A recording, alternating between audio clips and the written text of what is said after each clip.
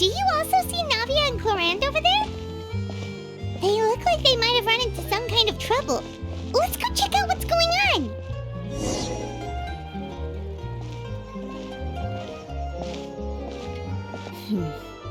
Still no dice? Not at all. And I've asked pretty much everyone in the court of Fontaine already. Lynette's ears drooped as soon as she heard that we'd have to be out and about for days on end. And Fremine, he hid himself under his helmet as soon as he realized there'd be people around that he didn't know. What about Chiori and Charlotte? I feel like both of them would be more than up to it. I've asked them already, but they're both pretty busy right now. I just gave the members of the Spina a few days off, too, so I don't want to bother them either. This is getting pretty difficult. Navia, Clorinde, what's up? Oh my. Well, if it isn't my dear partners. How are you all doing? Huh. Navia? Huh? Oh, you mean... Yep, this is our chance.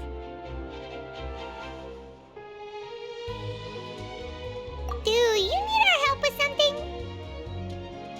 Oh, precisely. My dear partners, we've got a huge problem right now that only you can solve. Whoa, for real? Absolutely. We've already exhausted all our other options. Traveler, Paimon, would you join us and play Marechaussee Hunter Judgment Day? Marechaussee what now?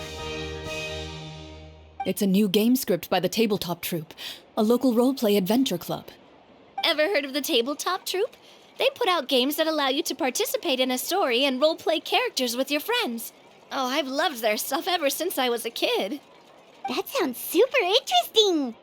Clorinde and I are both veteran members of the club. Recently, someone came up with a new script and was looking for people to help playtest it for them. And when they asked, of course I couldn't refuse. I mean, come on! A brand new script? Nobody has ever played it before. Generally speaking, scripts at that level of development have a lot of issues, but I think this one is pretty solid. The author obviously put a lot of work into the story, and the world building is also quite credible. Whoa. I know I was the one that handed you the script, but some of us haven't read it yet. No spoilers, please. Anyway, the script calls for a team of 4. Ah, yes. We're missing one final player right now. So, you're saying you'll help us out? I knew I could count on you, partner. Paimon and the Traveler are kind of a package deal. Is that okay? That's not a problem. I'll adjust the pace based on the actual number of players and ensure that everyone has a good time. Well, Traveler, what do you think? Wanna play? Paimon will follow your lead. Well, that solves our problem. You have our thanks. Woohoo! I'll go grab the script manager from the club right away. The script manager? Didn't you just say that you gave Clorinde the script? The club introduced a completely new kind of gameplay for the script. In this iteration, the Game Master's version of the script is incomplete. The script manager provides the next part of the script only after players have completed the current list of objectives. On top of that, in order to increase player immersion, the club has created some of the story's sets and scenes in real life. We'll only know where we should go once the script manager reveals the starting location. Wow, you're right. Whoever wrote this script really did put in a lot of work. And it's got a real healthy amount of suspense, right? I mean, even the GM doesn't know how the story will end. I look forward to experiencing it with you all. Why don't you go meet up with the others first? They should all be waiting at Chioria Boutique.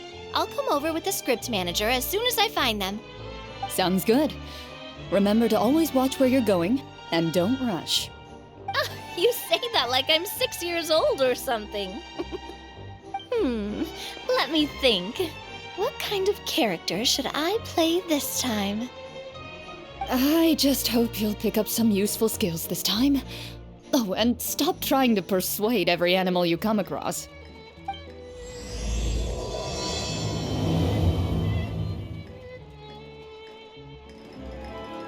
Oh, sorry to keep you waiting. Ah, you're back! Huh? And you've got the Traveler and Paimon with you, too! What a pleasant surprise. I assume you'll be joining us for the game then? Linny, Farina! Paimon didn't know you were playing too. Are you also members of the tabletop troupe? I'm more of a casual member, if anything. I haven't taken part in many formal club activities. Lynette Fremine and I play something similar at the Hotel Bouffe Tété sometimes, but I'm usually the GM. Still, I'm sure it'll be fun being a player for the first time. I'm looking forward to it. Well, I'm not a member of the club at all. Clorinde simply woke me up first thing this morning, said there was a good script worth experiencing, and asked if I wanted in. If you're interested, I can give you a referral. That should give you a 40% discount on membership fees. I think I'll wait to see how this experience plays out first, especially when it comes to the quality of the script. If it's sufficiently fun, then I'll join. Do you participate in a lot of tabletop troupe activities, Clorinde? You could say that. She's actually one of the few senior game masters of the troupe. Ah, right. I knew about that even when she was still my subordinate. It's nothing. Really, just a small hobby of mine. Wow. Paimon's so used to seeing you be all upstanding and intimidating as the champion duelist. It's kind of hard to imagine you role-playing with a bunch of friends.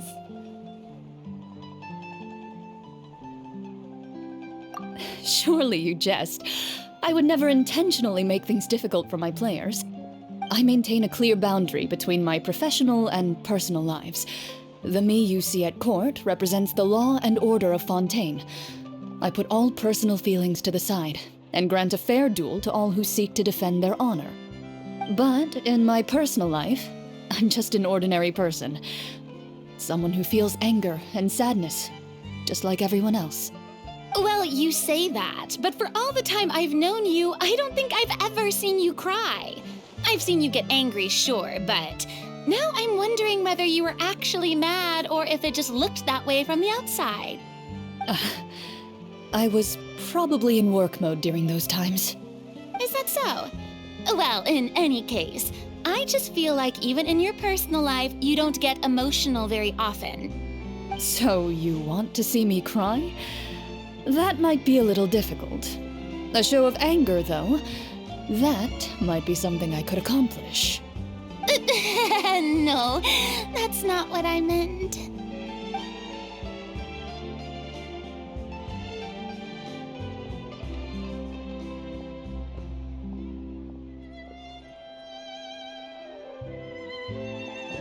Ah, I'm back! Here, allow me to introduce you to the script manager, Mr. Florian.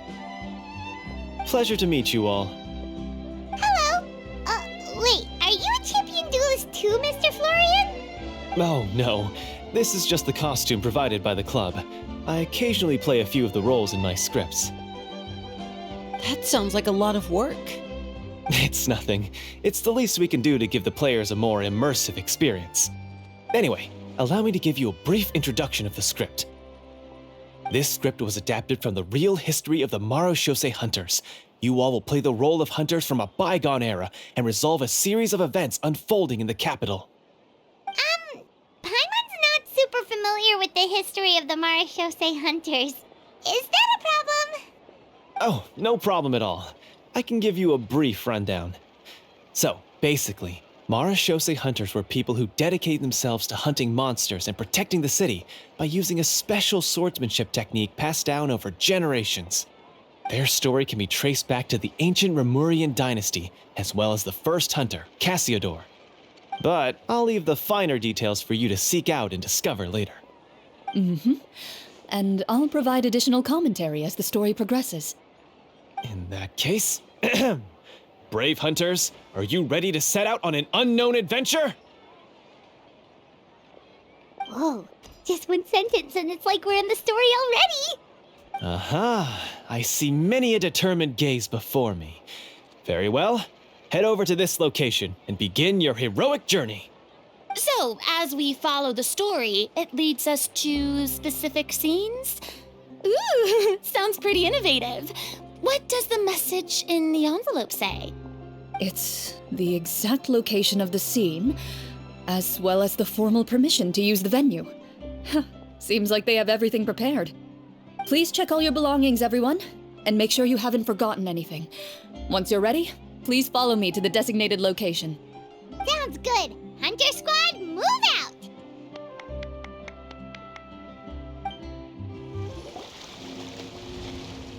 Whoa, they really have thought of everything. Even the phaetometer is here and ready to go for us. The phaetometer? What's that? It's a card that's used to determine action success or failure. We'll need to use it when we try to use certain skills. And what about all the dessert and tea? Is that for us as well?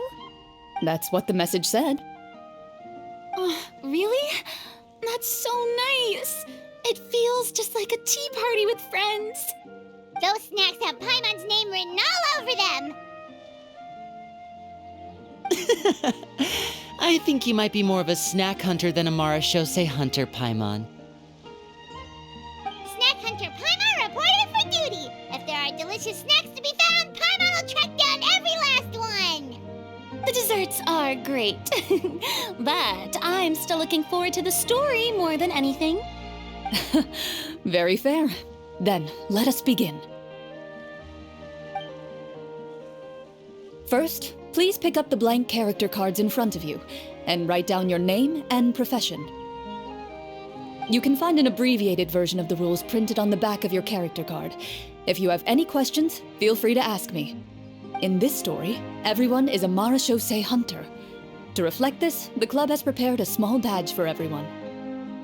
Ooh, nice! As hunters, you have proficiency in swordsmanship and fighting by default, so there's no need to allocate any additional skill points to those areas. Swordsmanship? So there's a fighting part to all of this? Paimon's not sure she can do all that on her own. Maybe Paimon can just stick with you? Why don't you share a character card then? The Traveler will be the marachose hunter, and you can be her little floating assistant. Kinda like in real life. So, for the name, do I fill it out with the name of my character? Yep, it can be any name you like. You can use your real name too if you want. I do that whenever I get too lazy to think of a new name. Oh, so it would be like experiencing a different life, but still as yourself. That's not a bad idea. In that case, I think I'll continue to use the name Linny then. Next up is the skill sheet. You have a limited amount of skill points that you can use to learn a number of skills. The more points you invest in a particular skill, the easier it will be to pass associated checks. I'll take persuasion and investigation. Those are must-haves when it comes to missions like these. Oh, those skills sound like they'd be useful for gathering intelligence! Good idea, Navia! Just as expected of a veteran player. So should we also take those skills then? Not necessarily. Since we're working together as a team, we could leave the negotiations to Navia and use our skill points to pick up other useful skills. For example, I think I'll take stealth and sleight of hand.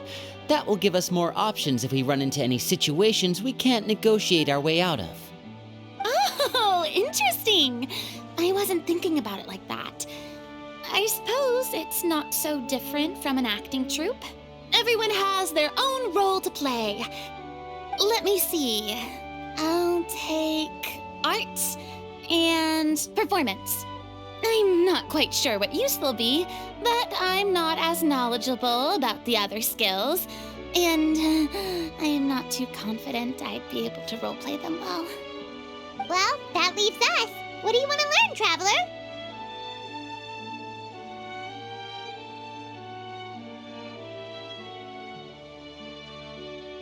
Oh, something that'll help you get a read on other people's thoughts. Sounds useful. Ooh, so you want to help people when they're injured. That's nice of you. So what do you think? Are you sure you want to learn these two skills?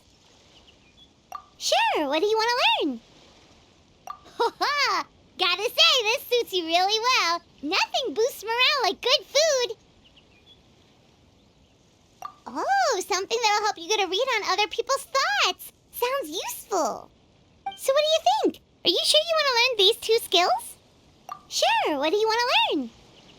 Ooh, so you want to help people when they're injured. That's nice of you. Oh, something that'll help you get a read on other people's thoughts. Sounds useful. So what do you think? Are you sure you want to learn these 2 skills? Let's see.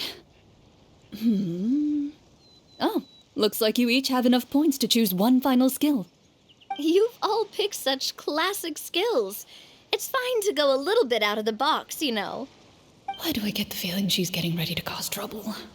For example, this one here. Summon. Doesn't it sound super mysterious and cool? Oh, I saw that one just now as well. The description says, this skill can be used under certain circumstances to summon characters or creatures that fit the script's world-building rules. The script's world-building rules, huh? But how are we supposed to know what a Marashose hunter can summon? Oh, that's not for us to worry about, my friend. Just learn the skills that interest you, and the GM will take care of the rest. All right, you've convinced Paimon. Let's learn Summon then. Paimon can't wait to see what kind of thing shows up. Well, now that everyone's more or less finished creating their characters, we can begin. Since 2 of our players are doing this for the first time, though, let me ask. Would you like to play on easy mode or authentic mode? What's the difference between the 2? Well, in role-playing games, the story sometimes changes based on the decisions of the players and the results of the Fatometer. For example, if you fail a check, that means you cannot use the target skill in that scenario. A critical failure may even result in further negative consequences. If you choose to play in authentic mode, every time you elect to use a skill, you'll need to use the Fatometer to see whether you succeed or fail, and face any consequences that may follow. If you choose easy mode instead, every check will be successful by default, and you won't have to worry about luck playing a factor.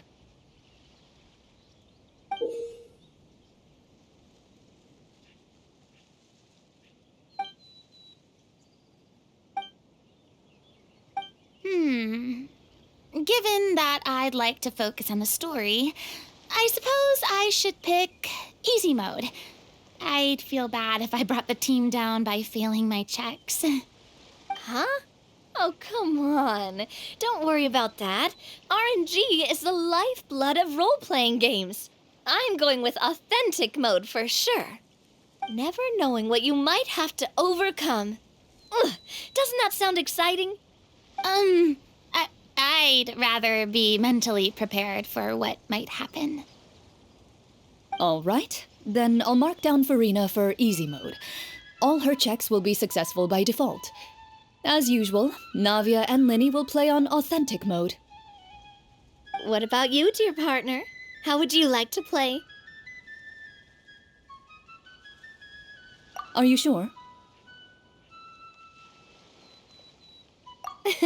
Trust me, you'll see the beauty of RNG. Honestly, I don't think Clorinde would make things too difficult for us no matter what the Fatometer says. Isn't that right, Clorinde? No promises.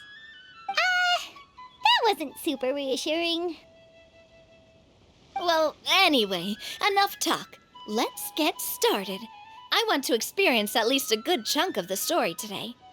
Speaking of the story, why is the beginning scene on a beach? Well, that's because...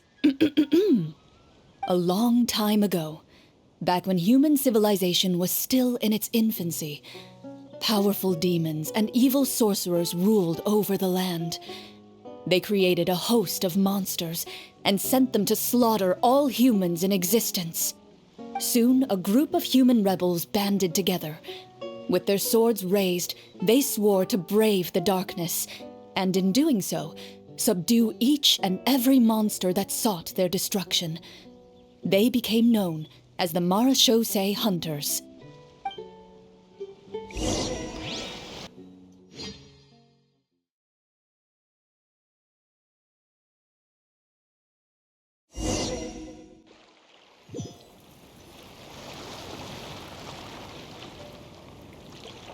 Sometime later, as a member of the Marechaussee Hunters, you receive a commission.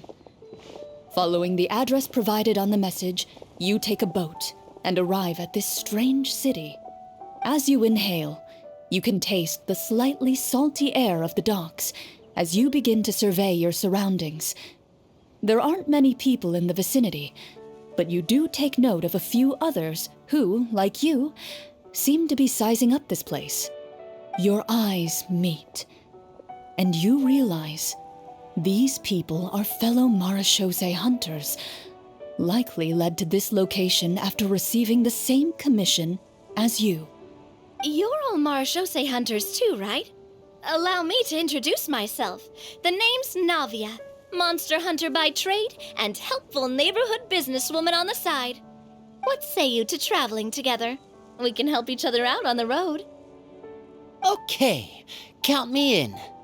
My name is Linny. I've been wandering since I was little and picked up a few less than legal tricks along the way. I was adopted by a Marechaussee hunter and later chose to follow in his footsteps. Is this where you introduce your character to everyone? It sounds like they've done this dozens of times. My name is Farina, and, I grew up in a noble family. I always had a strong interest in performance and the arts. Even though I'm a Marechaussee hunter, what I really want is to be a performing artiste. Hey, that's really cool. You can do it, Farina. That's exactly how it's done. Paimon is Paimon, a good friend and companion to this Marechaussee hunter right here. I've been studying medicine ever since I was a child. I want to do my part to eradicate these monsters and use what I've learned to heal others. Oh, welcome, welcome. When we face the monsters, I'll make sure to charge in front to give everyone some cover. You can take care of the healing at the back. You open your envelopes at the same time. The message reads, "To the honorable and trustworthy Marechaussee hunters, our kingdom is currently facing a grave crisis. The lands outside the capital have been overtaken by monsters, and our people are being led astray by forces of wickedness. We beseech you, please help us resolve this crisis and return peace and stability to our home." Huh.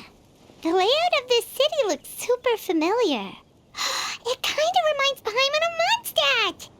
The scriptwriter must have used a real-world city as a reference when coming up with the map.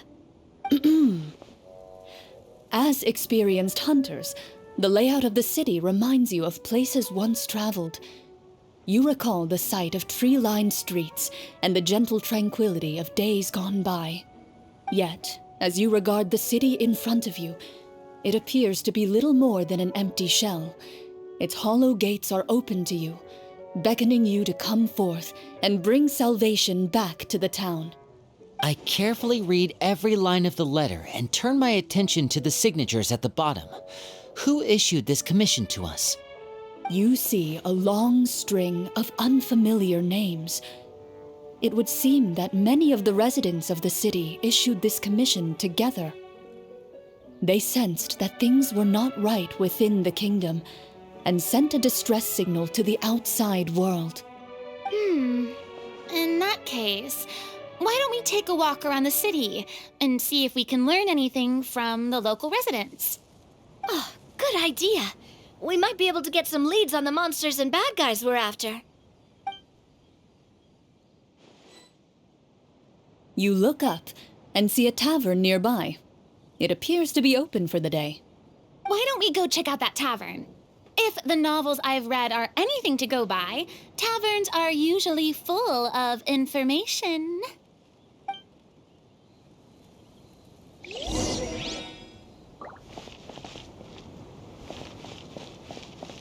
As you approach the tavern, you find a plainly dressed woman standing nearby. She appears to be rather troubled about something.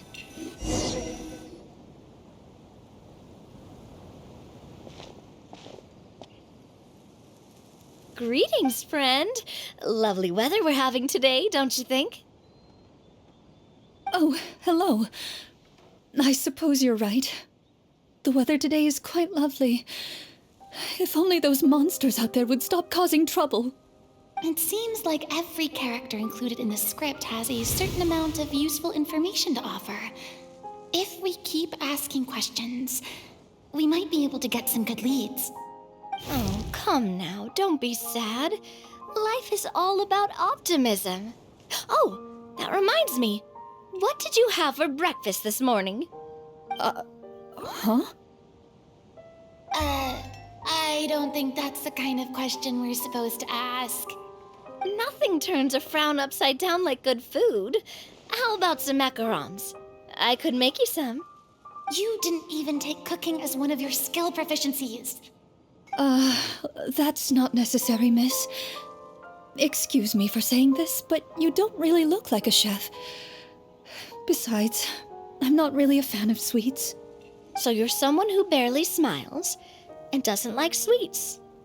You're really starting to remind me of this one friend of mine. Hey! Did she just... me? Clorinde must have broke character for a second. This isn't getting us anywhere. Traveler, maybe you can think of something.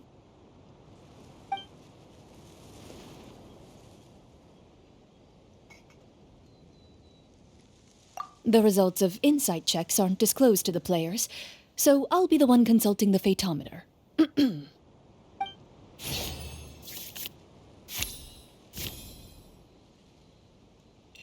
You recall all the lessons you've learned in your time and begin to carefully observe the woman's mannerisms. You notice that when she's quiet, she has an empty look in her eyes, as if her thoughts have drifted to a place far, far away. And when she speaks, she often subconsciously reaches out to touch the ring on her left hand. So you noticed. That's a little embarrassing. A horde of monsters suddenly appeared near the capital recently, so all the guards were dispatched to fight them.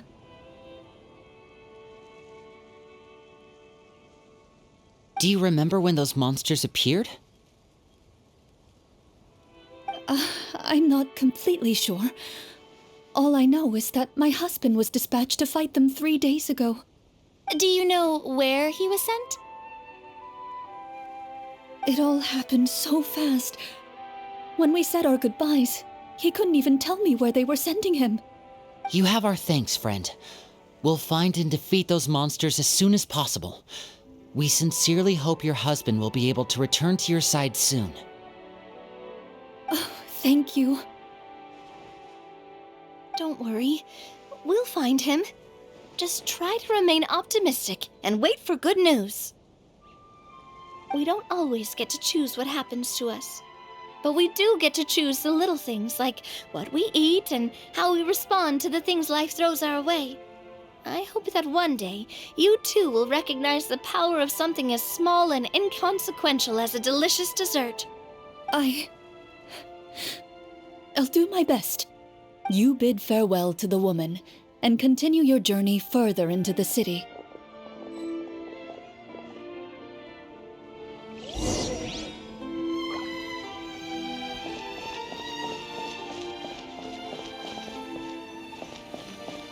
As you venture further into the city, the streets appear largely empty.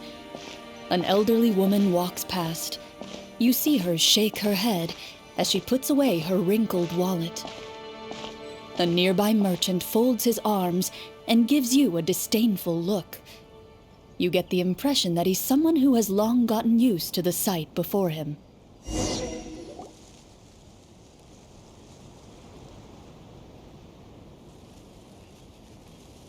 Although he doesn't seem very friendly, merchants are usually a good source of information, right? Pardon me, sir. I'd like to ask a question if I may. That depends. How much are you willing to pay? How about this much? What do you take me for? Some lowly beggar? You can't even buy half an onion with that amount. Surely an onion can't be that expensive, right? What do you know? War's nearly upon us. Everything costs several times what it did before. If you're not gonna buy anything, then scram. Whoa, what a nasty guy. Maybe we shouldn't even bother talking to him. But he still might have information we need. Traveler, can you think of something? Sir, we came to this city to solve the very problem you seem to be referring to. The war you mentioned, would it happen to be against the monsters outside the city? If you happen to be well informed and know a thing or two about what's going on, we'd appreciate it if you could share that information with us. After all, the sooner this problem gets resolved, the easier it will be for you to do your business.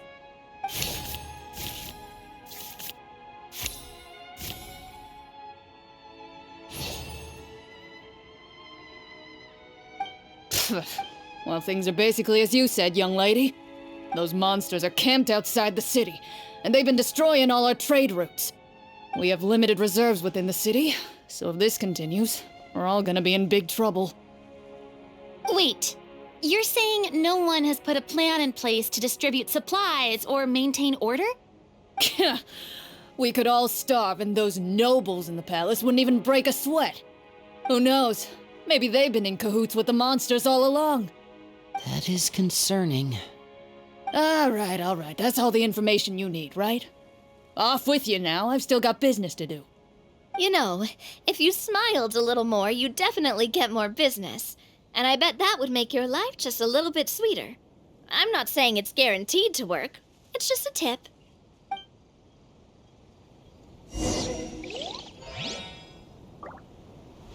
Should we try to go somewhere with more people? Oh, how about the city square? Follow me.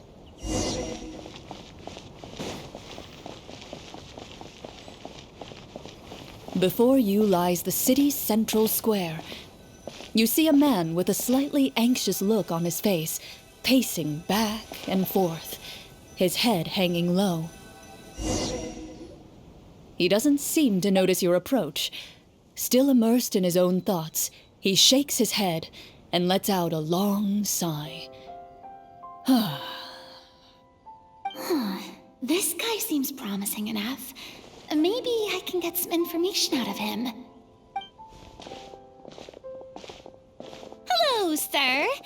Is there anything I can do to help you?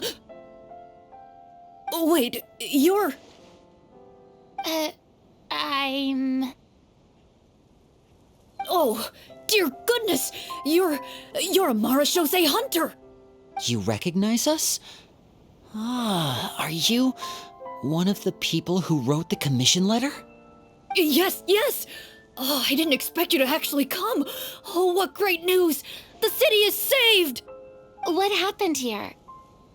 Alas, we once lived comfortable, carefree lives. This city used to be free of monsters.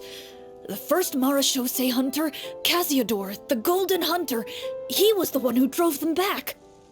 However, monsters have once again surrounded the city. Perhaps the seal that kept them at bay has lost its power. Or perhaps an evil sorcerer has been meddling in our affairs. All I know for sure is that their return has stripped the city of any chance at peace. Are there not enough soldiers to drive them out? It's not a question of numbers. The guards simply have no idea how to deal with them. Most people my age have never even seen one of the monsters, much less been trained to fight against them. What's worse, many of us don't even know the history of the Marechaussee hunters anymore. When I was a child, though, my grandfather would tell me stories about how the Marechaussee hunters drove back the monsters.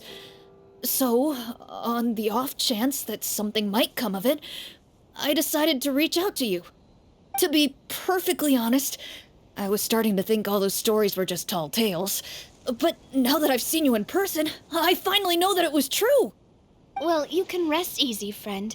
The righteous and formidable Marechaussee hunters are on the case. The man is touched by your determination and resolve. His eyes begin to well with tears of relief. Still, If we are going to hunt the monsters, we need to know where to find them. Can you give us any leads? All I know is that the area outside the city is dangerous. I'm afraid I can't point you toward a specific location. Oh, although, if you leave the capital through the main gate and follow the road, you should run into a group of guards. They might know more about where to find the monsters. I see. We'll go look for them then. All right, be careful. Oh, and one last thing. The monsters outside the city are just part of the problem. There are evil sorcerers inside the city as well, so be on your guard. They're actively working with the monsters, and have corrupted the court ministers with malicious magic. They're the reason why, even inside the city, everything has been a giant mess. Even one of our kindest ministers has turned into a boorish and unreasonable figure, interested in nothing but enacting laws that exploit the people. Who knows how much longer we'll be able to go on like this. Talk about being stuck between a rock and a hard place. I feel bad for him. Maybe we should try to cheer him up? Huh? Like, now? Is this really the right time? I appreciate your kindness, but for now, it's more important to focus on the crisis at hand. Brave hunters, I leave the future of this kingdom to you.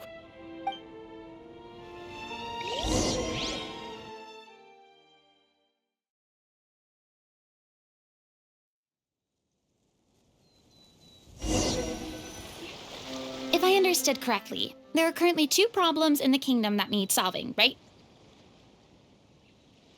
Exactly. We need to defeat the monsters outside the city and take down the evil sorcerer stirring up trouble from within. But which problem should we tackle first? Well, this seems like a good moment for a break. Take some time and discuss what you want to do. Let me know when you've made your decision. I really didn't expect the people in the city to keep us at arm's length like that.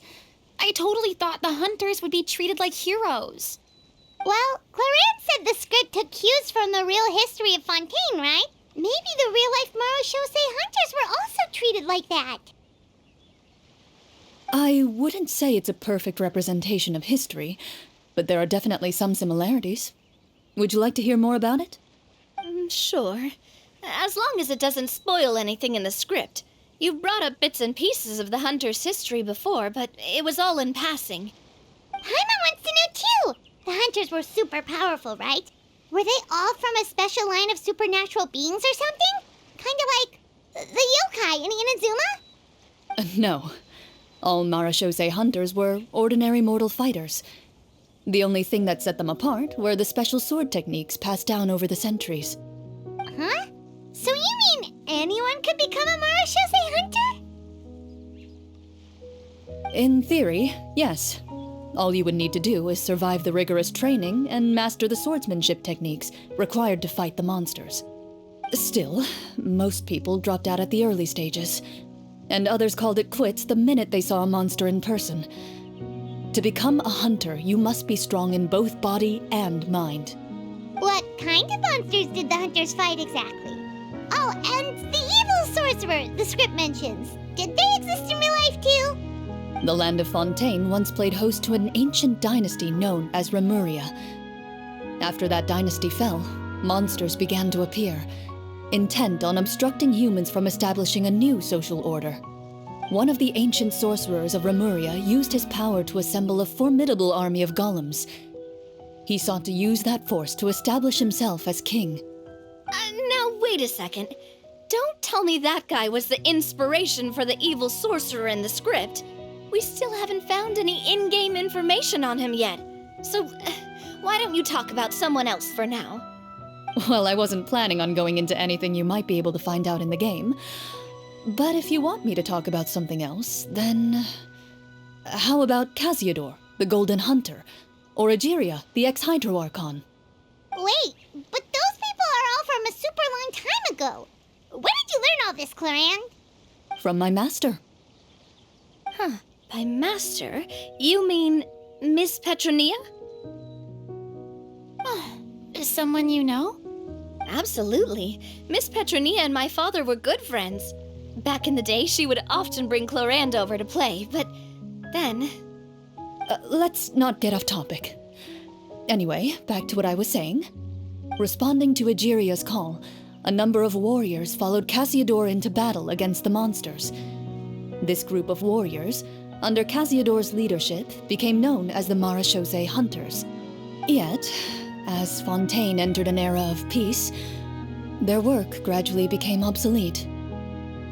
The Marechaussee Phantom, originally an association made up of hunters, eventually came to be predominantly comprised of Melusines. Ah, I see. That explains why most of the people in the script have forgotten the hunters or think of them as nothing more than a legend. Is that really a bad thing, though? It can get tough always being the one shouldering everyone's expectations. Depends on who you ask, I suppose.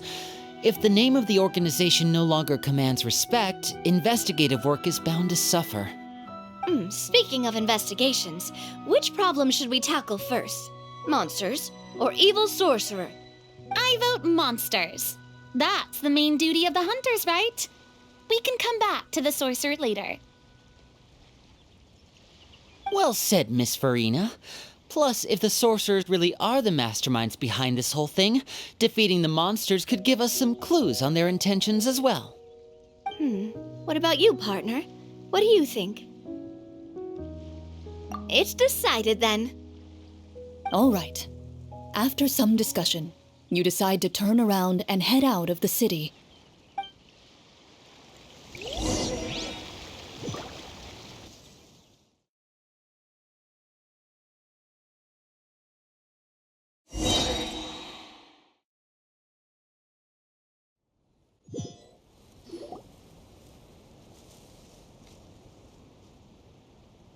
Let's take a look around, like that guy said. You there! Outsiders, halt! Who's there? An armored man approaches you. He has a tall, muscular build and a determined expression in his eyes. Just one look, and you can tell he's fought in his fair share of battles. Although he's trying his best to conceal his current state, his uneven gait and the sweat dripping down his forehead make it obvious that he's been wounded and is in serious pain. I'm the captain of the guard. I saw you sneaking around the city earlier, so I'll only ask this once. State your purpose, or it's off to the dungeons for the lot of you. Wow, it's been a while since someone's been this suspicious of us. I said talk, not whisper between yourselves. Have you ever heard of the Marechaussee Hunters? Marechaussee Hunters? Ha! That fairy tale, you mean? What, you expect me to believe you're one of them?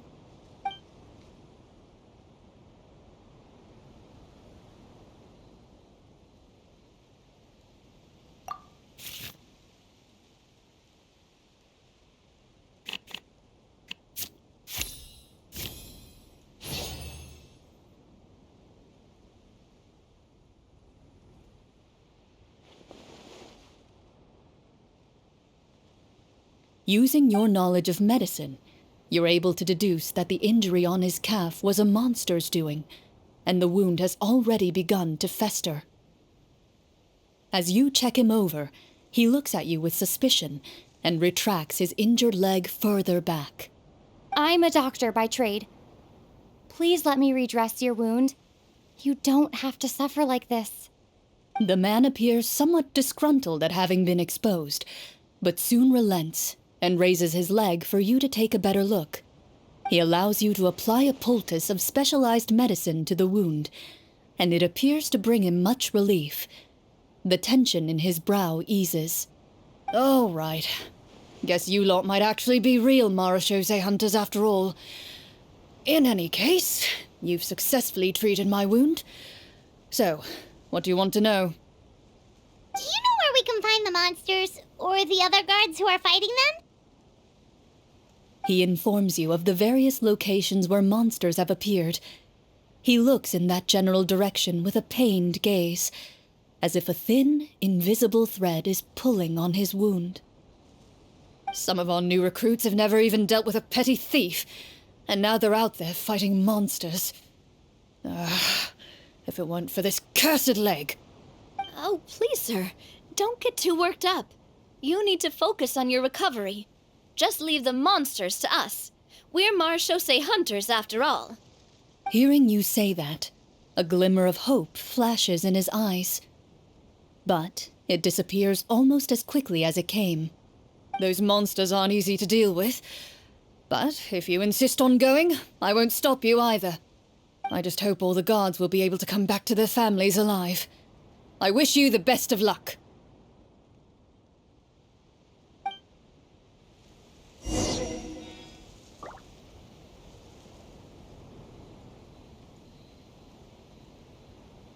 Based on what the captain said, the monster should be right up ahead.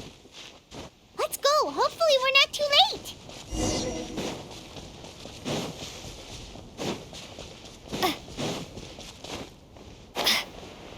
As you approach the battlefield, you see numerous people lying by the side of the road. They appear to be dressed like guards. Their faces are filled with desperation and terror. Some are screaming and cursing in vain, as if still trying to banish the monstrosities they saw from their minds.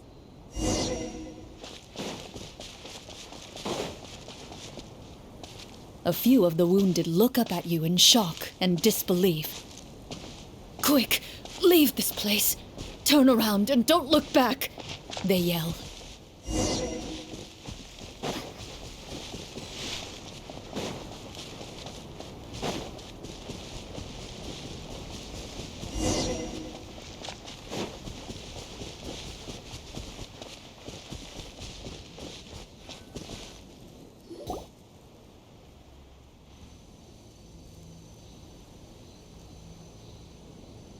This is the place he mentioned, right? You see broken iron swords scattered all around you, and downed trees riddled with terrifying claw marks. All the signs point to one thing. A truly devastating battle just took place here. Be on your guard, everyone. The monsters might still be around. Before you can finish your sentence, you hear rustling sounds from the surrounding bushes. The monsters have emerged. They close in on you without fear.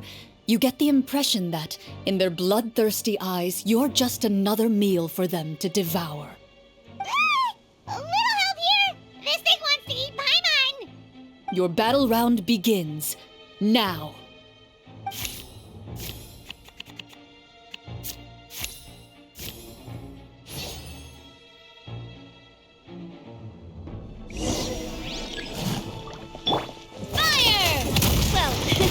With rocks. And voila! Strike a pose!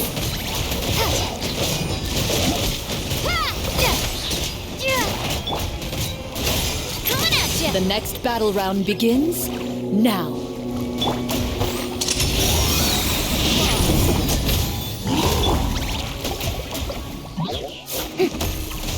Yoo-hoo!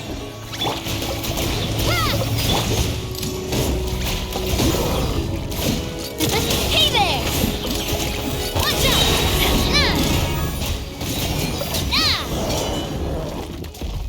The monsters let out a terrifying roar of anger and resentment before dissipating into thin air.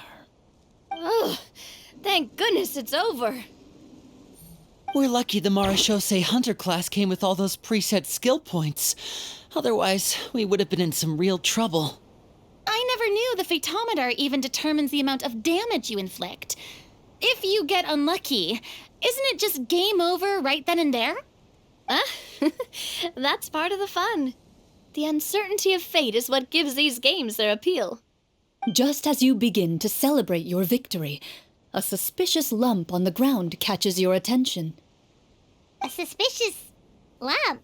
Wait, could it be the thing that appears after every battle?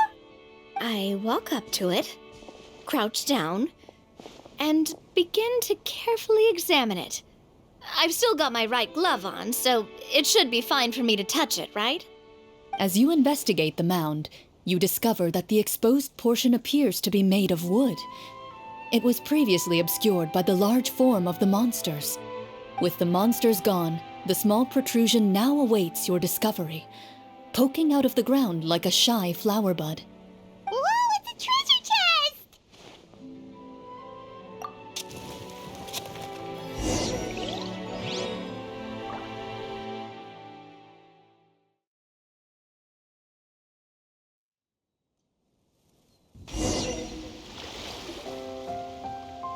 With everyone's help, you successfully excavate the wooden chest from the ground.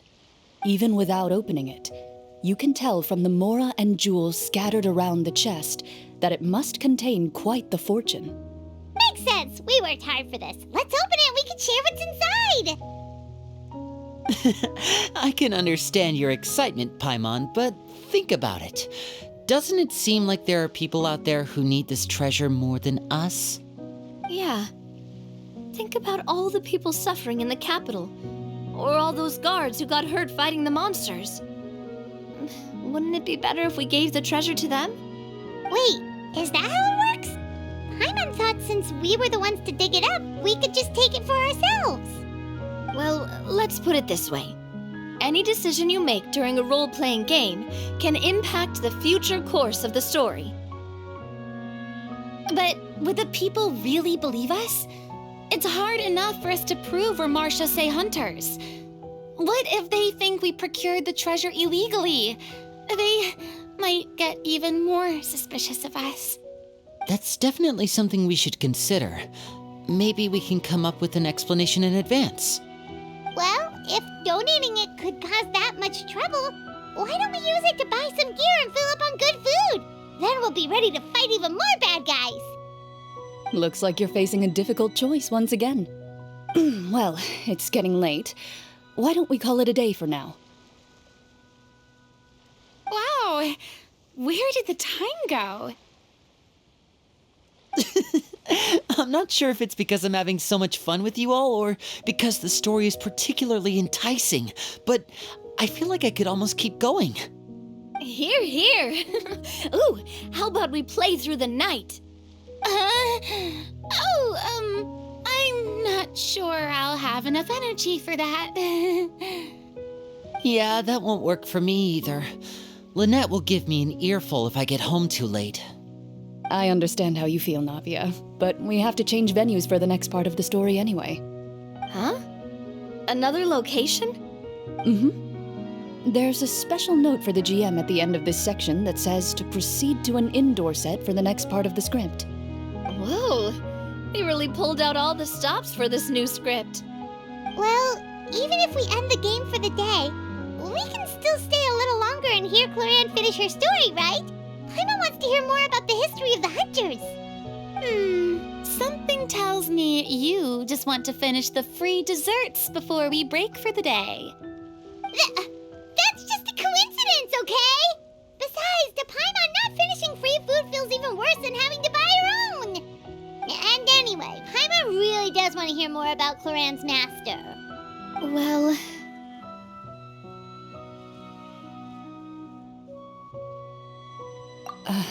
It's nothing. I appreciate the concern, but it's all in the past. It won't do any harm to share these things now.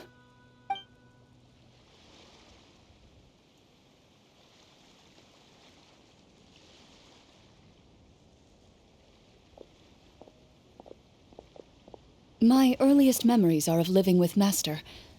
According to her, she saved me from certain people of ill repute. My birth parents had left me behind some time before that. What a heavy beginning for a life story. Master was a fascinating individual, if inexperienced in the ways of raising children. My first ever toy was a short sword. Although I suppose it wasn't so much a toy as something Master removed from her waist and handed to a noisy child in need of distraction. Oh, wait, so she handed an actual sword to a child? Isn't that dangerous? Did you hurt yourself? Of course I did. I cut my palm and bled quite a lot. But Master was not concerned. She just stood there and casually lectured me about it. "See, that's what you get for not holding the sword properly," she told me. She then crouched down next to me and said, "Give me your hand. I'll teach you to bandage this wound. After that, it's time to learn how to truly hold a blade." Excuse me for asking this, Clorinde, but how old were you exactly when all this happened? Probably around, 3, give or take. 3? Isn't that when most kids are still struggling to hold a fork? As I said, Master was rather inexperienced in the ways of raising children. She believed trial and error was the best way to teach a child what they're capable of. I'm not so sure this is a question of experience. I didn't see anything wrong with her ways at the time. And anyway, children don't get to choose how they're raised. Oh, she did bring me back a pet from Liyue once. It was a Geovishap hatchling. A Geovishap hatchling? For a pet? That seems even more dangerous. What she said was this: "Make sure to get along, you two. If you really can't agree on something, just settle it with a fight. Whoever loses is the real pet." And how old were you when this happened? 5. Well, did you win? No, I lost. So you're saying you actually became the Geovishap's pet? Yes, but only for a week. By the end of that week, I defeated it in combat, and we've shared a cordial relationship ever since. That really doesn't sound like the kind of childhood someone should have. Later on, I gradually understood that Master most likely didn't know any other way to raise a child. She was a marechaussee hunter, but I never heard her bring up her own parents. Thanks to her, I learned how to navigate the forest by the age of 6, and could hunt monsters in the wild by myself the year after that. Even though the training she subjected me to was strict, she always made sure to take me traveling when she had the time. We met many of her friends during those days. That was also how I met Mr. Callis and his family. I still remember the first time we met. You were too scared to join our picnic and hid behind Miss Petronia the whole time. I still hadn't really met many children my age at that time, so I didn't know how to interact with others. After that, though, you started coming over a lot. You loved challenging people to shooting competitions, remember? I don't think many members of the Spina ever beat you in one of those. I had a lot of fun during those days. I enjoyed them too. Oh, do you remember that one time we went exploring around the Spina together? We overheard Papa call your master Fontaine's Protector of Justice. We tried to pretend like we never heard anything, but you nearly let it slip that one time.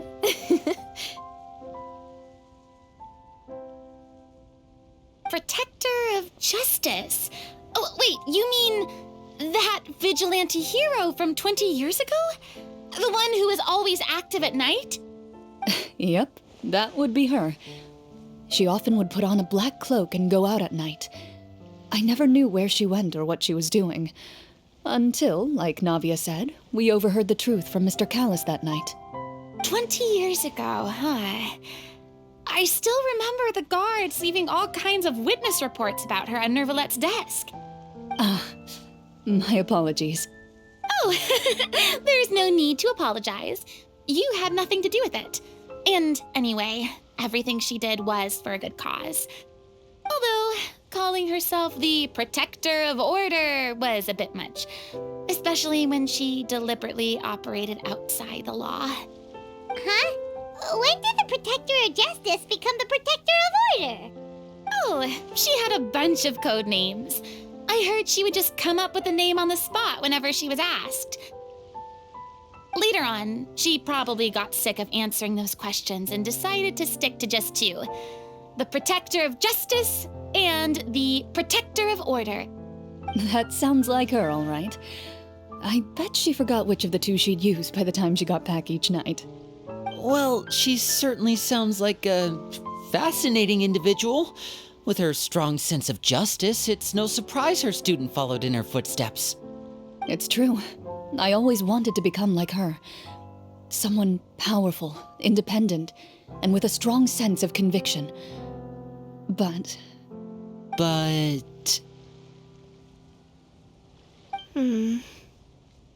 She suddenly disappeared the night I turned 10 years old.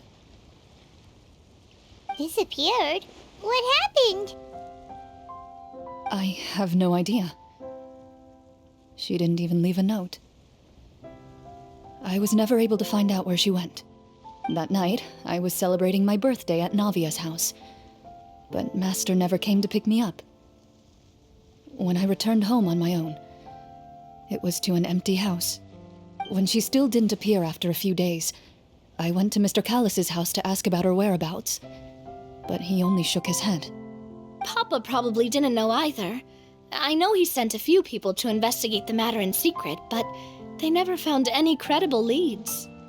Don't worry, I understand. To be perfectly honest, given Master's personality and way of doing things, it all made a lot of sense. If I had to guess, I'd say she probably used it as an opportunity to force me to become independent. Just like how, when a litter of kittens reaches a certain age, the mother willingly leaves them behind. Were you upset, Clorinde?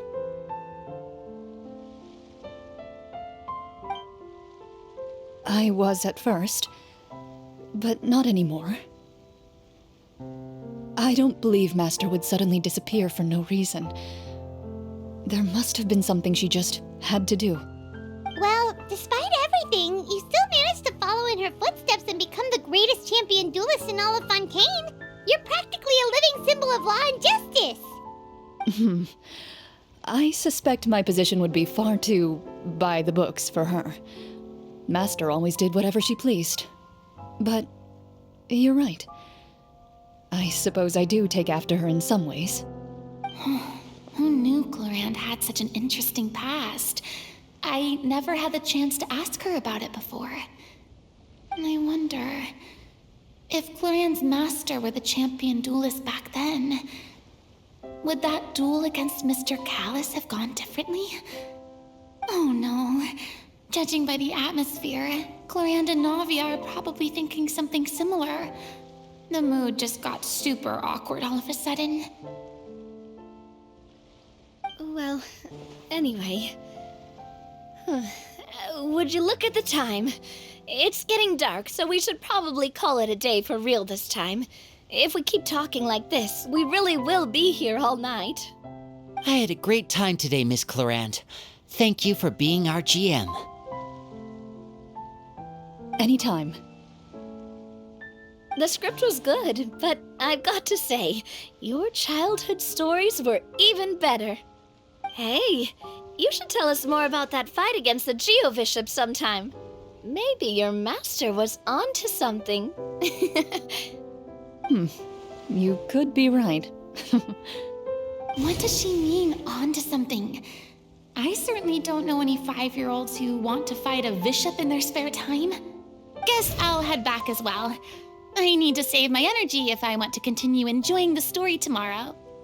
You're that excited to hear about my fight with the bishop? I was talking about the script.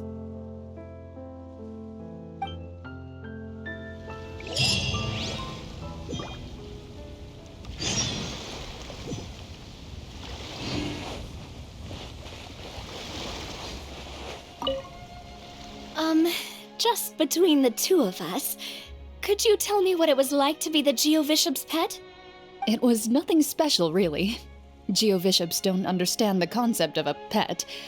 So, basically, it just headbutted me whenever I entered its territory. And that hurt? Yeah, it hurt. What, something you want to experience for yourself? Oh, I'm good. Thanks.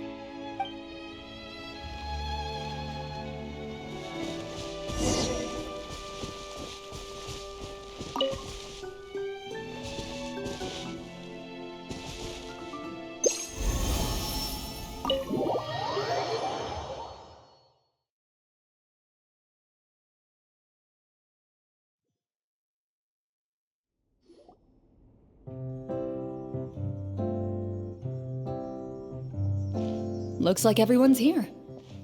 Now, before we begin, why don't we finish where we left off yesterday? There was an important decision to be made, yes? I'll pour everyone a cup of tea. Is that really the most important part, though, Clorinde? Paimon's more concerned about our current surroundings. Heavy walls, cold railings, dim lights. This is obviously supposed to be a prison. I admire the work put into the set. Still, it's obvious the scriptwriter has never paid a visit to the fortress of Rappeia.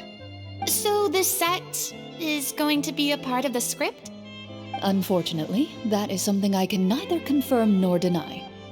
Anyone think Clorinde's smile is starting to look kinda scary? Well, whatever happens, we'll just have to push on. But first, we should really figure out what to do with this treasure. If we're worried about arousing suspicion because of our identity, why don't we give ourselves a different name, just like Clorinde's master did? Yeah, it might be better to keep a low profile. As long as we're helping people, it doesn't matter who we are or what we're called. Staring at me won't get you anywhere. Or did you want some more tea? Oh, Paimon's good. Thanks. Why aren't you saying anything, Navia? Wait, what's that next to you? Oh, this is the short sword Clorinde mentioned last night. I found it. Huh. I'm surprised you managed to track it down after all this time. Well, I made sure to take good care of it, considering the circumstances in which you gave it to me. Of course I had to keep it safe. Anyway, where were we? Oh, right. I was just thinking about all the potential ways for us to break out of prison. We could dig a tunnel, or try to bribe the guards. Wait, we haven't been thrown into prison yet, have we? Well, it's only a matter of time. It pays to be prepared. Just like how you should always have an umbrella on hand, even when it's sunny. All right, Paimon's made up her mind. Let's just give the treasure away. Paimon may have wanted to keep it, but if it's going to land us in prison somehow, Paimon will be too upset to enjoy her snacks. So, you reached an agreement? All right then, we can continue with the story. Oh, and we'll collect all the scattered pieces of treasure on the ground as well. All right. You collect the treasure and make your way back to the capital with your bag of loot in hand.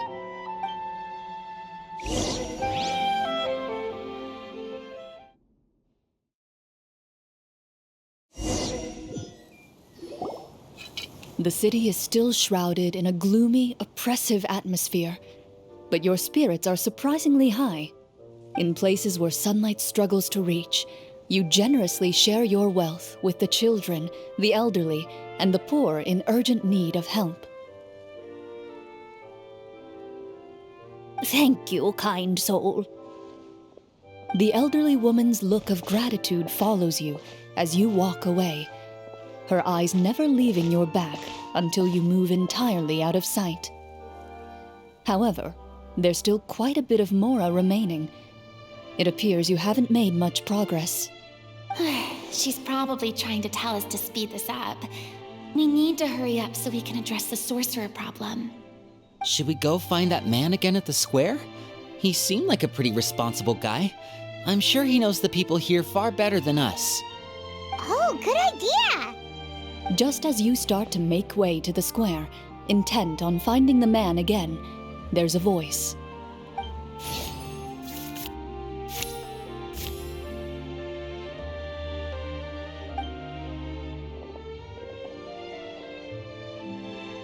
Please wait, distinguished guests. Several strange guards suddenly call out to you. They run forward to meet you and proceed to politely pay their respects. Greetings, gentlemen. Are we being invited for afternoon tea? Surely you jest, my lady. That would not be our place. It is His Excellency the King who requests to meet with you. Please come with us.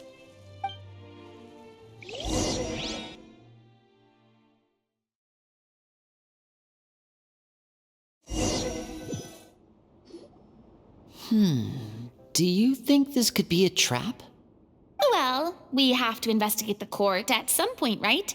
Meeting the king himself would be a fantastic opportunity to do that. I say we go for it. If something happens, we'll just turn the whole place upside down. That sounds a little intense.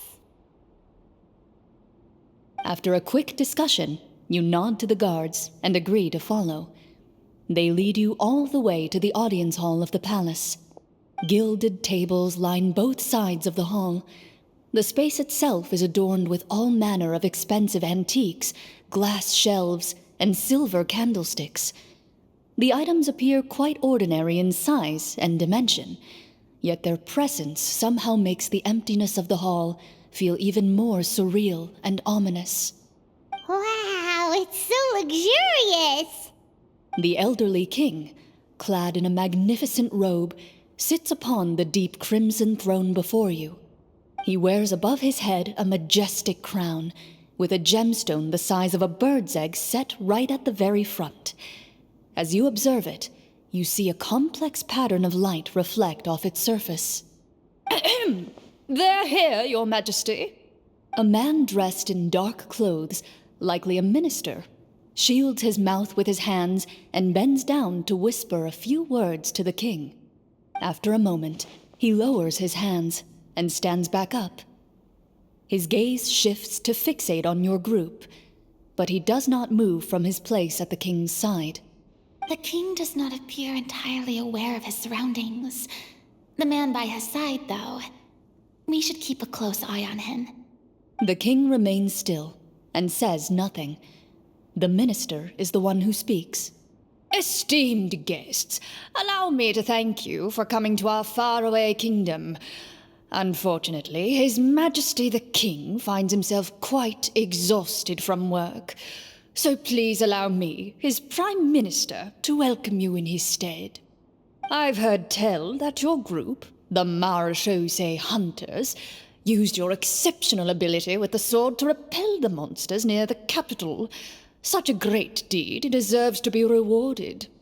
However, seeing that I was not fortunate enough to observe such a feat with my own eyes, you'll forgive me for seeking to verify the truth by speaking to you myself. Well, we've got nothing to hide. You brought us here to talk, right? So we'll just explain what happened.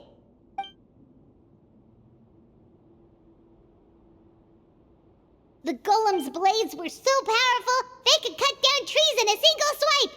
It took a lot of effort to defeat them, even for trained swordsmen like us. Well, there was enough details, right? Believe us now? Your account does indeed match those of the survivors. Since you were the ones who defeated the monsters, that must mean you are also in possession of the treasure they stole?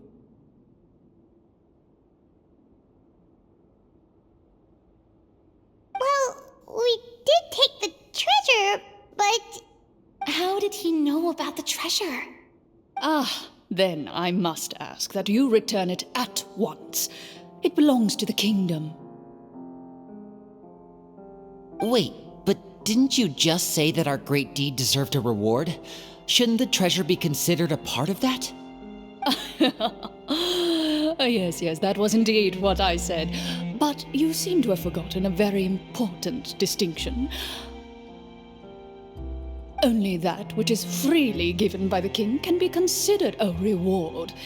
Taking the rightful wealth of a kingdom without said permission, on the other hand, is a crime. But that's completely unreasonable. Yeah, that makes no sense! If it weren't for us, the treasure would still be buried underground somewhere! Maybe so, yet the fact remains. You tried to dispose of the treasure without reporting it to the court and without receiving permission, yes? What, no answer? Surely you're not insinuating that you, a group of legendary Marechaussee hunters, sought to take the treasure for yourselves? Well, what about the king? Is he just gonna let this guy talk for him the whole time? Clad in his magnificent robe, the king remains seated, with his hands resting on either side of the throne. His posture is rigid and unmoving. He stares forward with an empty look in his eyes, completely unmoved by the events before him. From the look of things, could the Prime Minister be the evil sorcerer? Or could both the King and the Prime Minister have fallen under the evil sorcerer's control? I would like to observe the number of guards stationed in the hall. The guards in the palace appear fully armed, their expressions solemn. Sensing the tense atmosphere in the room, they stand at the ready, each with a hand placed upon the hilt of their sword, as if prepared to draw their weapons and surround you at a moment's notice. Well, there goes my plan to turn the whole place upside down, I guess. It appears we've been visited by nothing more than a group of ill-intentioned imposters. What a pity. Guards, take them away and throw them in the dungeons. Before I decide your fate, however, I must first determine whether you have any accomplices outside the court. Can't we try to slip away? Or maybe start some kind of riot? But if we try to fight the guards right now... Don't worry. At least we figured out who's behind all this. Let's just play it by ear. If you're scared, Paimon, just hold my hand. Thanks, you guys. You allow yourself to be led away by guards surrounding you on both sides. It's only when you begin to feel drops of water falling from the dungeon ceiling and smell the stench of death and decay all around you that you finally realize you've stepped into a completely different world. Stay here, and don't try anything funny. The guards lock the cell door and leave without looking back. Wait, sir! Your voice echoes through the dark hall, but the only response you receive is the sound of water dripping from the ceiling. No! What should we do now? Carve out a new path of fate with our own two hands, of course. I draw my weapon. You reach toward your waist, but find nothing there. You now recall that your weapons were confiscated before the guards locked you in the cell. The bag of treasure along with them. What about that knife I hid in my boot? When did you hide it in there? When I was thinking about digging a tunnel. Rejected. You failed to inform the GM of this course of action. Moreover, the guards would have conducted a thorough search before throwing you in prison. And the keys to the cell aren't anywhere to be seen? Correct. You don't even feel a lock hole on the cell door. Oh, well, there goes all our plans. Indeed. Huh? Why are you the one saying indeed? Because that statement holds true for me as well. This is where the script ends. What? But that's a terrible ending! Generally speaking, this should be the point where the scriptwriter gives the players some kind of hint, or gives the GM some kind of code for how to move forward. I mean, maybe they just really wanted us to be immersed in the feeling of being in prison? Like, they'll only show us the way out once we've grown truly and utterly desperate? That is a possibility. If only there were desserts and tea in real prison. Oh, wait, guess it's kind of how the Fortress of Meripede works if you're lucky. Oh, before I forget, Navia, the short sword you had with you earlier.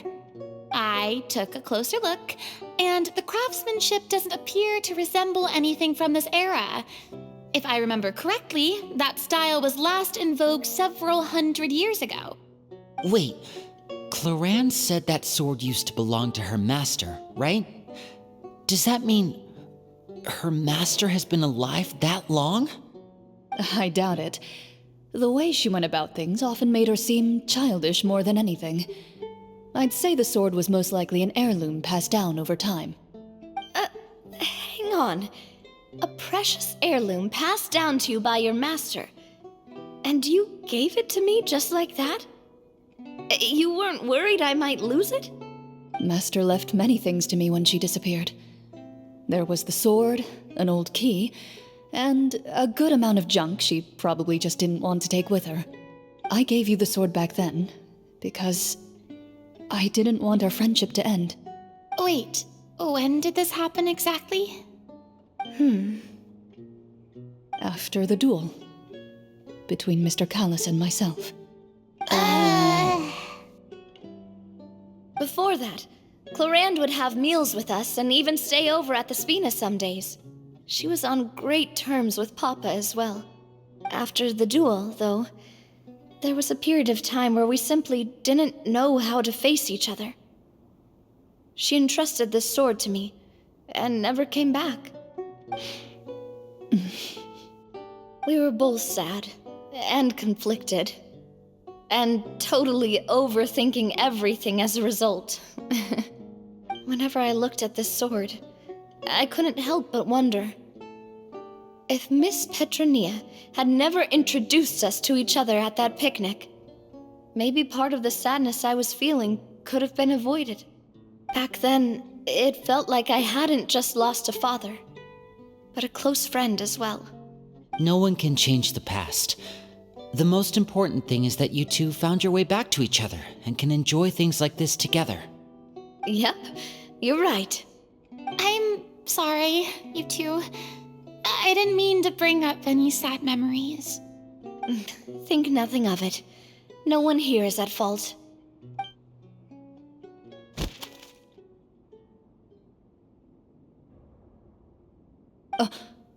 Huh?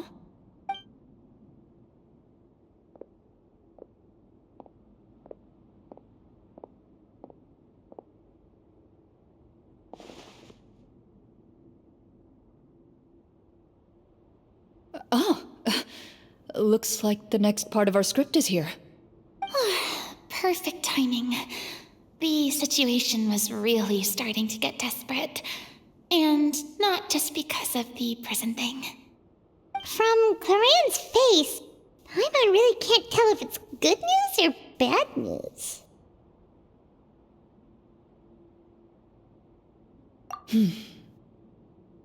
Water continues to drip from the ceiling. In this lightless dungeon, you lack a reliable way to tell how much time has passed. Eventually, you get used to the unpleasant odor of straw, mold, and rust, and find yourselves alternating between fits of drowsiness and despair. Suddenly, you hear footsteps outside the door. Heads up, everyone. Someone's coming. Gather close, everyone, and keep your voice down.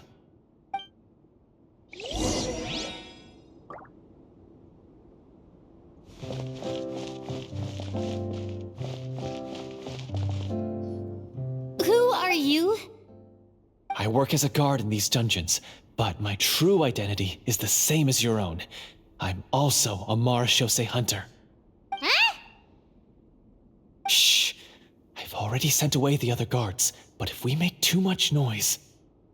I understand, but how can we be sure we can trust you? The king has issued a formal decree.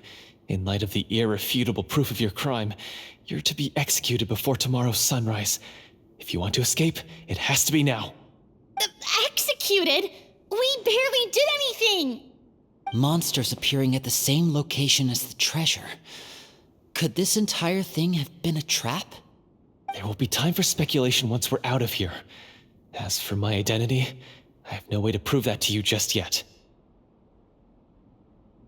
Infiltrating the capital was difficult, and finding a chance to speak with you has taken a lot out of me.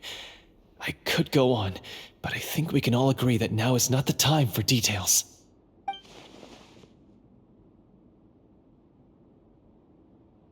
Have you seen our weapons anywhere, sir? Don't worry, I brought them with me. They're just behind the door. Still, these weapons alone won't be enough to defeat the true enemy behind the scenes. His faction is too powerful. The guards are all under his control, and he's even stationed a number of golems in various rooms throughout the palace. To defeat him, you must find a secret vault. It is said that within that vault, the marechaussee hunters of the past left behind a treasure with the power to defeat the sorcerer. You're not coming with us? No, I'll remain in the dungeons to deal with the guards.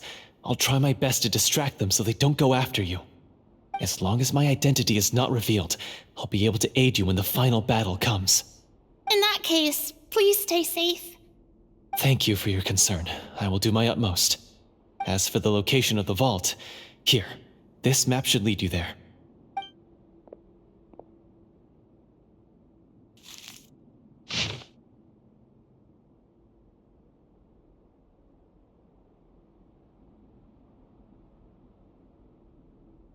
Got it.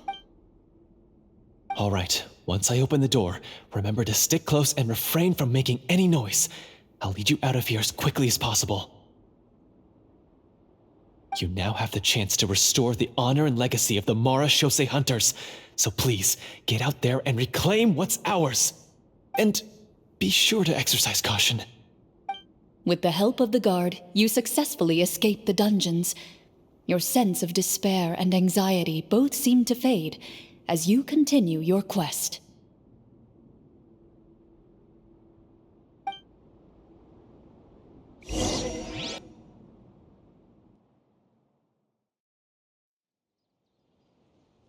Wait, we didn't get to use our skills at all while we were in prison. Who knows when we're gonna get the chance to use that cool summon spell?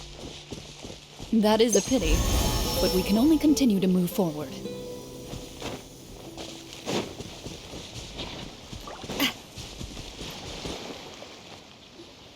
This should be the place marked on the map. This bit of rock certainly looks suspicious. Well, I'd say an investigation's in order then. Plus, if all else fails, we can just blow it up. Wow, you really meant that! Before you lies a serene stretch of open water, its surface shimmering a brilliant shade of sapphire blue. Well, guess this means it's time for a swim!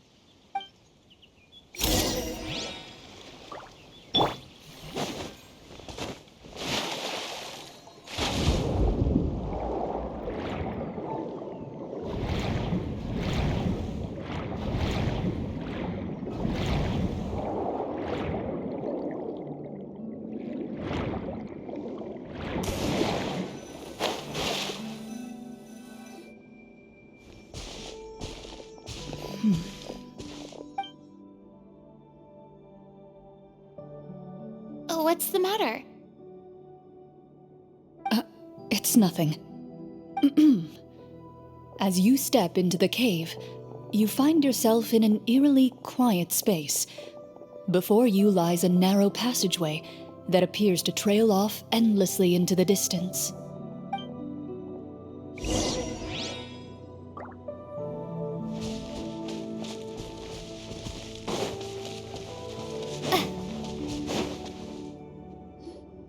Wow, this must be where the treasure is hidden! But this door is blocking our way in. It almost looks like it's been here for quite some time. I've got to hand it to the tabletop troupe. They really went all out with the props. Huh. What have we got down here? A kind of mechanism connected to the door? It looks like we might have to arrange it into a certain pattern. A pattern on a stone door. That's something Master mentioned before. Is something wrong, Clorinde? After a long, difficult journey, you finally arrive at the location indicated by your map. It appears to be an ancient site of some sort, where treasure likely awaits. Your surroundings are exceedingly quiet and serene, as if the secret that slumbers here has never once been disturbed. If you listen closely, you can almost convince yourself you can hear the sound of its calm, gentle breathing. That description makes Paimon feel kinda bad for disturbing this place. We're doing this for the sake of the people, to free them from the evil sorcerer. I say it's time for this treasure to once again see the light of day. Linny's right. We need to keep going. The future of the kingdom depends on it. The next part of the story requires us to solve the puzzle, right? Let's start exploring the area. Yes, that should be fine. Something feels off about all this. Guess I'll just have to improvise.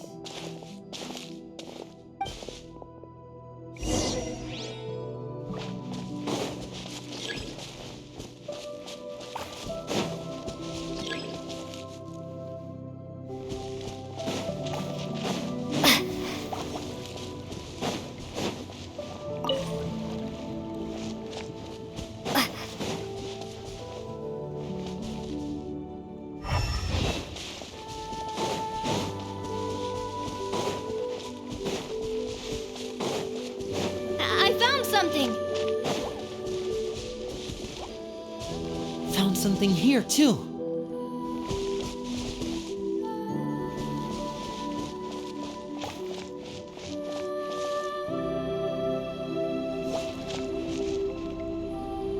Same here.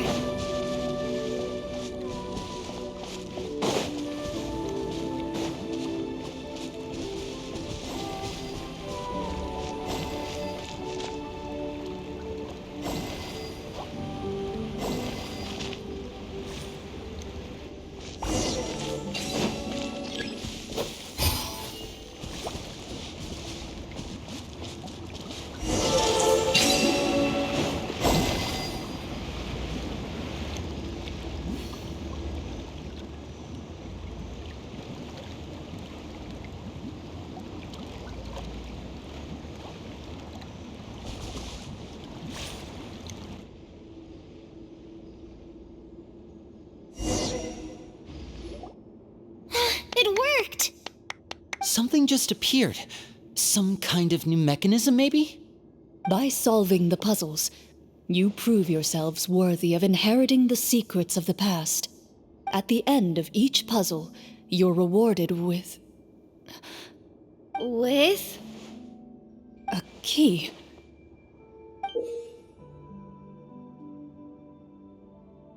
Oh, it must be the key to the big door. Huh? This is one of the Marechaussee Hunter keys that are passed down from generation to generation. It looks just like the one Master passed down to me. It is said that 4 keys in total are required to form the final, complete key. And it seems like we just collected 3 of them. That must mean... Huh? What's wrong? You hear a few strange noises. Suddenly, all the torches in the ruin go out at once. Huh? What's going on? Did we fall into another trap? For the sake of immersion, please close your eyes, everyone. Without the torches, the space is now completely dark, and you cannot see anything.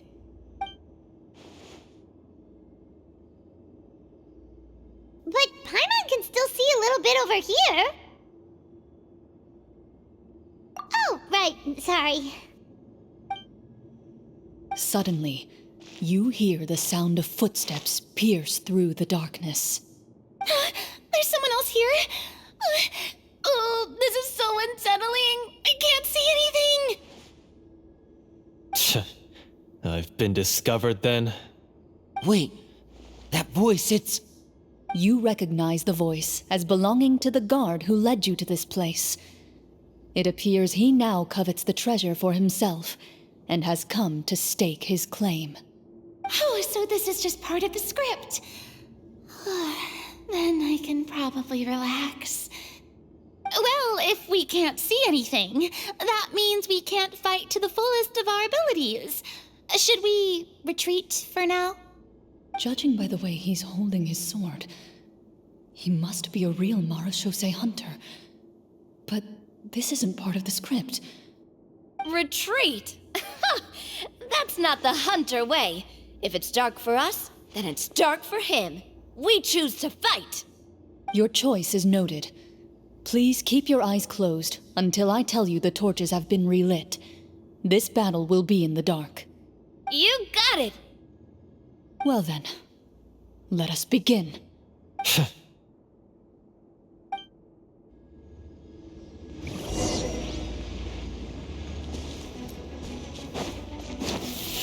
Loaded. A shot. I'd like to try to hit him with my sword. Your strike is successful. You're facing a veteran Is he still standing? Goodness, he sure has a... Is it over? Can we open our eyes now? The enemy is strong and relentless, but the battle is nearing its end. The torches have not been relit. What about now? Final strike. Ha!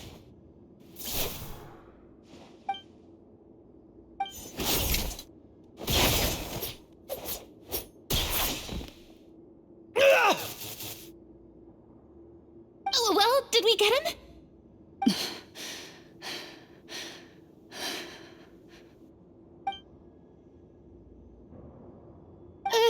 Clorinde? Warm fire flickers across the walls once more. Your vision is now clear. In an impressive display of courage, the four of you successfully defeat the uninvited guest. That look in his eyes. It's like he became an entirely different person as soon as I defeated him. Huh? Mr. Florian? Oh, wait. We're supposed to be role-playing. I should stay in character. Speak your name, guard. Why did you lead us here just to betray us? Is this treasure really more important to you than bringing peace to the kingdom? What kingdom? What peace? Those were nothing but lies! I, Florian, am a true Marechaussee hunter, descended from hunters of ages past. So he's also using his real name. Or, wait, was that the name of his character from the very beginning? Then I'm even more confused. If you truly are a Marechaussee hunter, shouldn't you want to help us just like you said before? Shouldn't we fight together for the sake of the people? What do you know? In this day and age, there's no glory to be had as a Marechaussee hunter. What's that supposed to mean? My skills were passed down to me by my father. We lived a life of obscurity in the remote wilderness. Still, he devoted everything he had to being a Marechaussee hunter. And what did he get in return? A life of poverty and pain, in a world that forgot all about him. When he died, not a single person came to mourn his passing. The Marechaussee hunters were the ones who saved this city, were heroes. We deserved more recognition and respect than this. Is he talking about how no one in the capital seems to remember the hunters and their legacy? I didn't expect the script to contain this level of social criticism. So that's why you want to take the treasure for yourself? You feel like you're owed fame and wealth? If you already knew where the treasure was located, why didn't you just come down here and take it? Because I still needed the final key. Only a true Marechaussee hunter is capable of passing through this final door. As someone who sought to hurt others for his own gain, Florian lost that right long ago. Okay, but what is this treasure anyway? We've got all the keys, right? So can we just go in and take a look? You're sure you want to go in? We've been talking about it for so long. Of course we want to see what's inside. And we've already defeated Florian, right? So he won't try to take it from us anymore. Pesky brats. Watch yourself. Then let's open the door together. All right. Your choice of action is confirmed.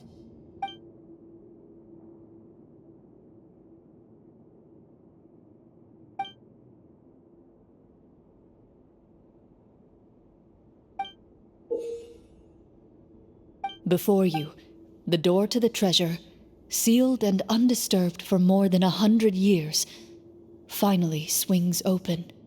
You hear the shrill wail of the door hinge as it rotates for the first time after years of disuse, almost like a sleeping giant letting out an extended yawn.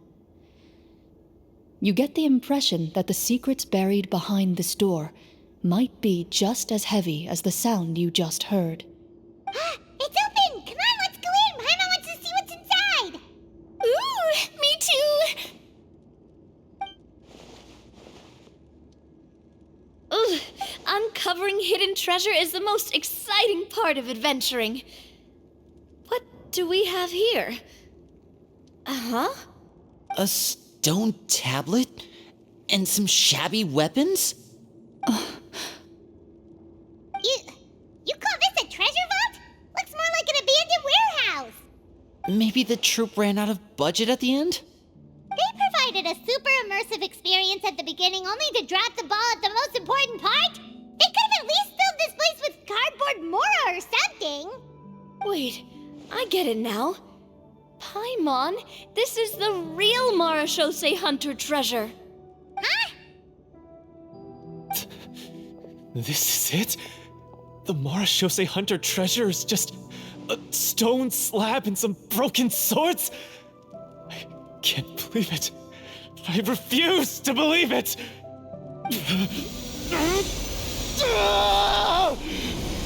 Whoa, are you okay? The marechaussee hunter before you appears to suffer a serious mental breakdown. He needs to leave the room for a moment to collect himself. One of you seems to understand the significance of the treasure already. If the rest of you wish to follow suit, you may remain here in the meantime and explore your surroundings.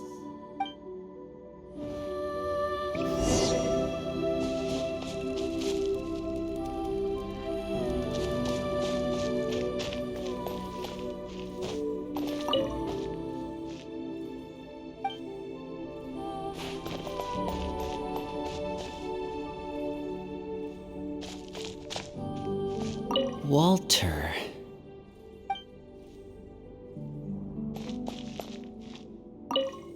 What is the treasure supposed to be?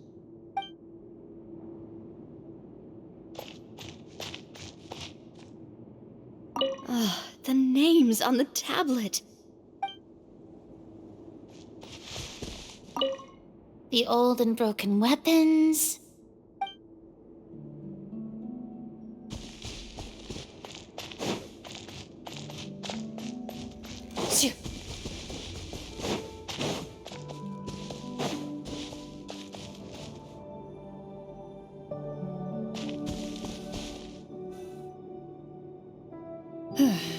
So, how are you doing? Feeling any better? What just happened? Do you remember how you got here? Or what happened to your body just now? I remember now. I brought you here because I wanted to... The explosives in the cave! You mean these? Huh? How did you... I could tell something was off the moment I stepped into this cave, so I kept an eye out. I've already dismantled the whole thing. So the strongest champion duelist in all of Fontaine saved the day once again. Guess I shouldn't be surprised. It would seem your skills as a marechaussee hunter are as sharp as ever. I deserve some answers, don't you think? Tell me why you wanted to lure me here. Everything you said earlier sounded like the truth.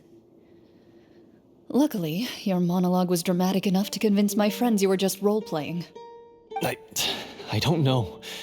I just always felt like there was something in my heart that didn't belong to me. Something agitated and angry. Who knows? Maybe it was my own anger all along. I could never really tell.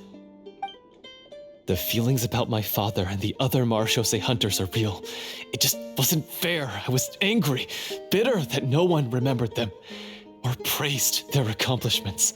I don't know when it started, but at some point, my anger came to completely consume me. At that point, I remembered the legend my father used to tell me.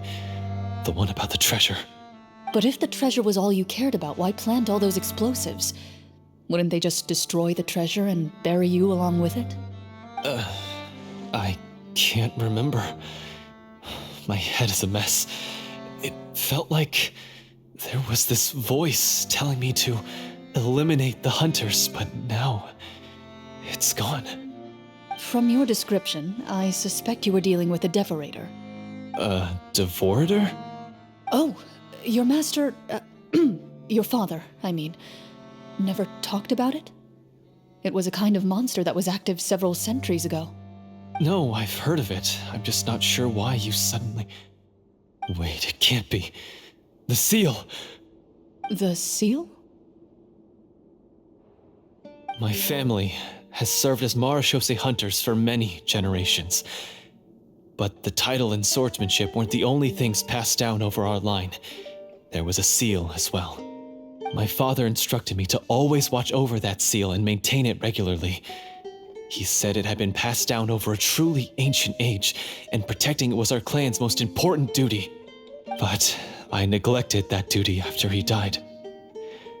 I finally decided to come down and check on it one day, and that's where my memories become fuzzy.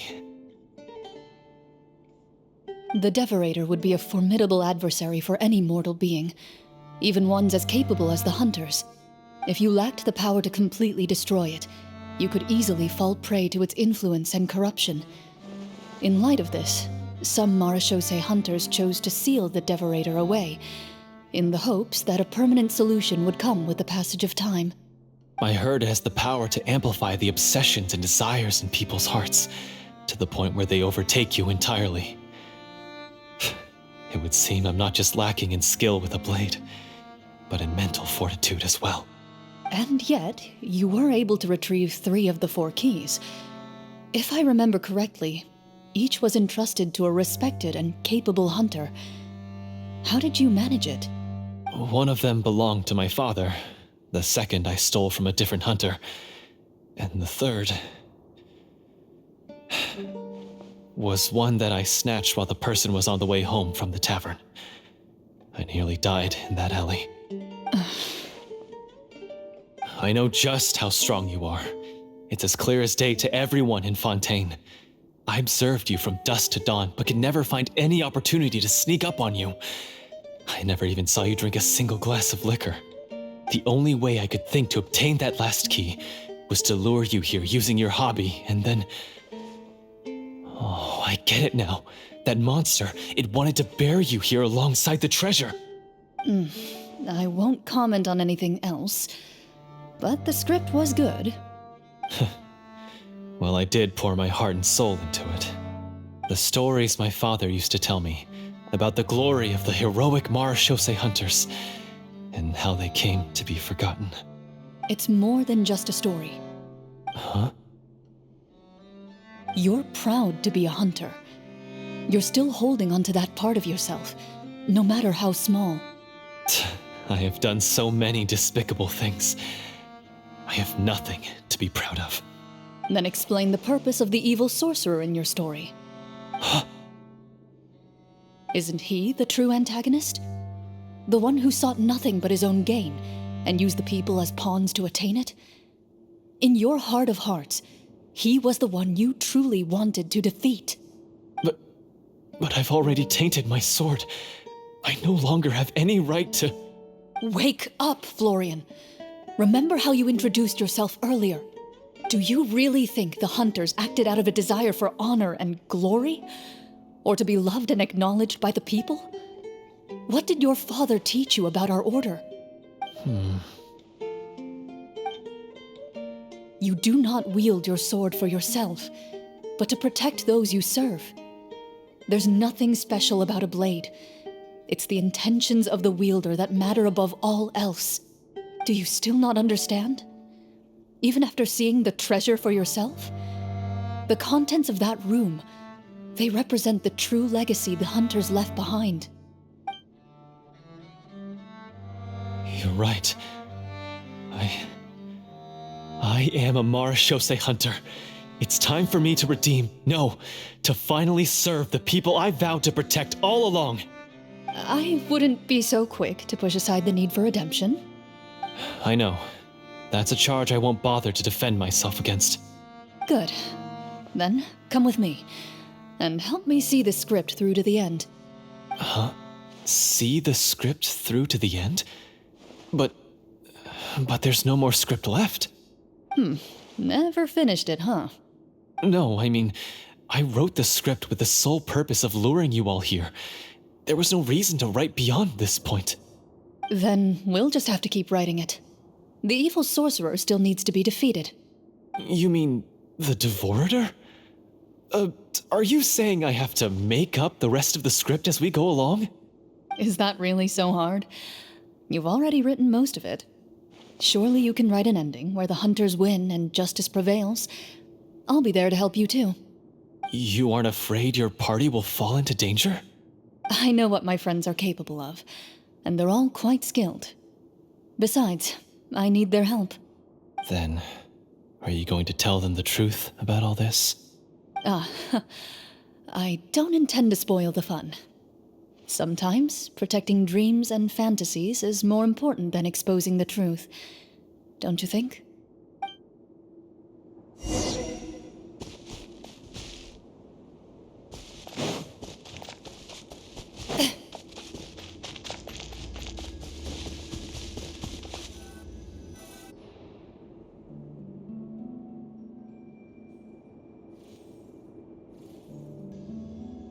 they're back! That took a while. Ahem!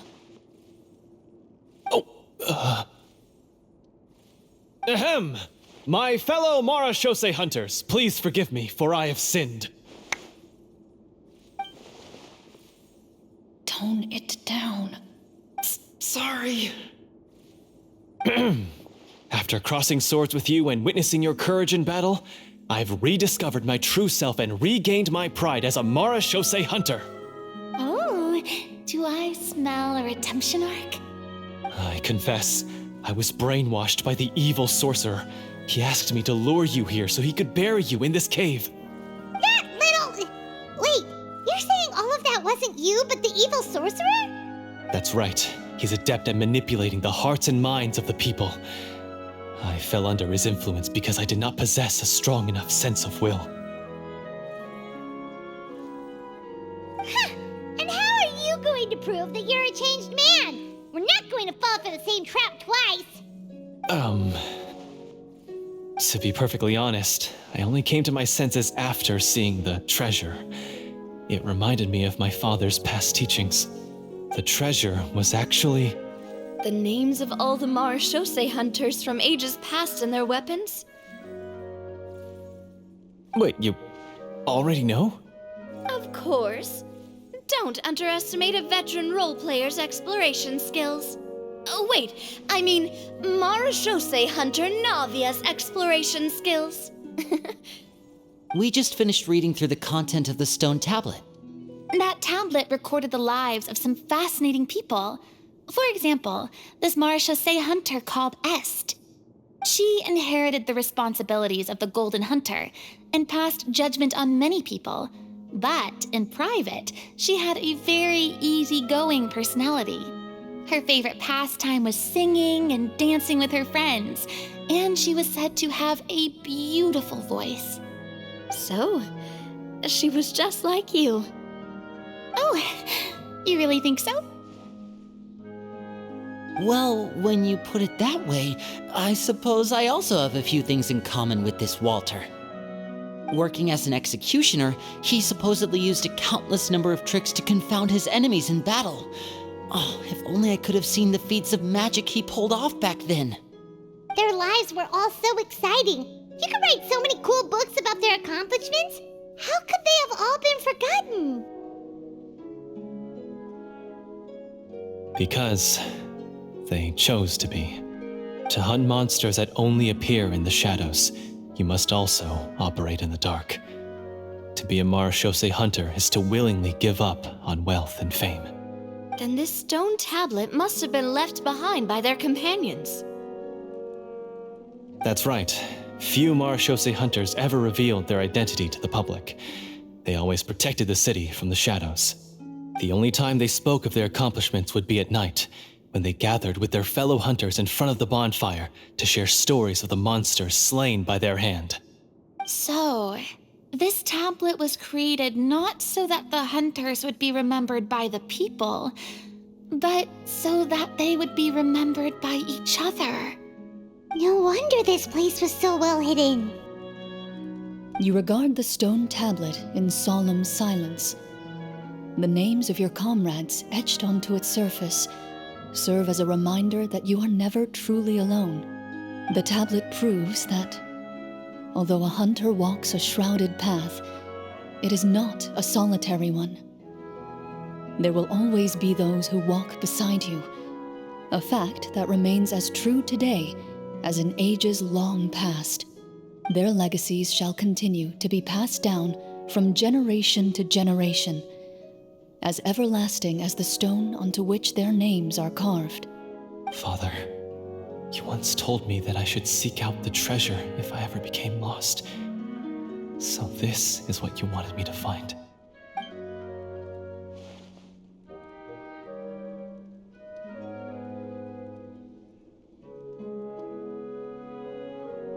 Thank you, my friend. You are very kind. I implore you, everyone, please give me a chance to make up for all I've done. Allow me to fight alongside you and defeat the evil sorcerer that threatens the peace and prosperity of everyone in this kingdom. Well, I say we let you join. Sounds good to me too. Everyone makes mistakes. What matters is what you do to make up for them. I have no objections, but Mr. Florian, do you even know how to defeat the evil sorcerer? When he took over my mind, I gained some insight into his thoughts. Every time I thought of the treasure, he reacted with a strong sense of fear. Huh? He's afraid of the treasure? But there's nothing here except some broken weapons and the stone tablet. What if the secret's hidden inside these weapons? GM, permission to investigate.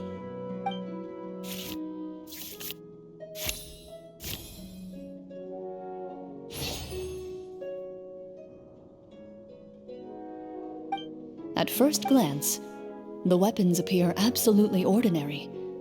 But as you observe them, you notice a faint energy emanating from within. These blades have slain countless monsters. Though it's been a long time since they were used in battle, their edges remain sharp, as if they're simply waiting for the next worthy hunter to carry on their legacy. So basically, take these with us, right?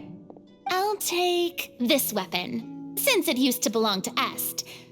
Maybe it'll find comfort in being held by someone who appreciates the arts. Ah, good idea. I'll take Mr. Walter's bow then, from one archer magician to another.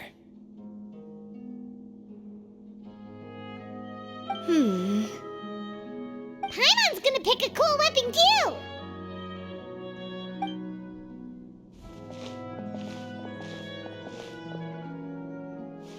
As you grip your weapons, you can almost feel the will of past hunters coursing through your being. It's a feeling of courage, determination, a silent vow passed down from generation to generation that says, eradicate the monsters, no matter the cost.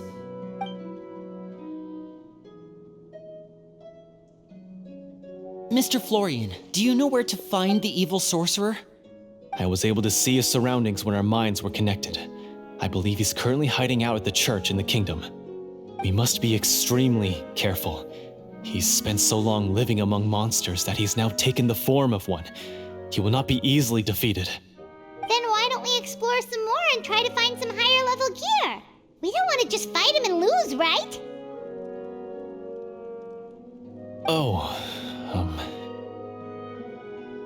No, we have to strike now. He was greatly weakened when I managed to break out of his control. If we let him rest, he might have time to escape. I agree with Mr. Florian. We've got to act while we have the advantage. Don't forget, the people of the capital are counting on us. Yeah, now that we've got a plan, there's no point in waiting. The longer this drags on, the worse it will be for everybody. Yes, that's what's called... Yes, that's exactly right. Alright, you've persuaded Paimon. Mr. Florian, please lead the way. Of course. Follow me. He had to set up so many scenes today, and now he has to join in for this last part. I really don't envy his job. Finally, you decide to slay the evil sorcerer and bring peace back to the kingdom once and for all. As you walk away, you feel the gaze of the stone tablet at your back, as if all the hunters of the past are wishing you success in the battle ahead and awaiting your triumphant return. Finally, you arrive at the church Florian described. As you approach, an ominous aura surrounds you. You get the sense that your enemy is close at hand. How strange. This uneasy feeling seems so real. How did they manage that? Now, it is time for the final battle. Let's go!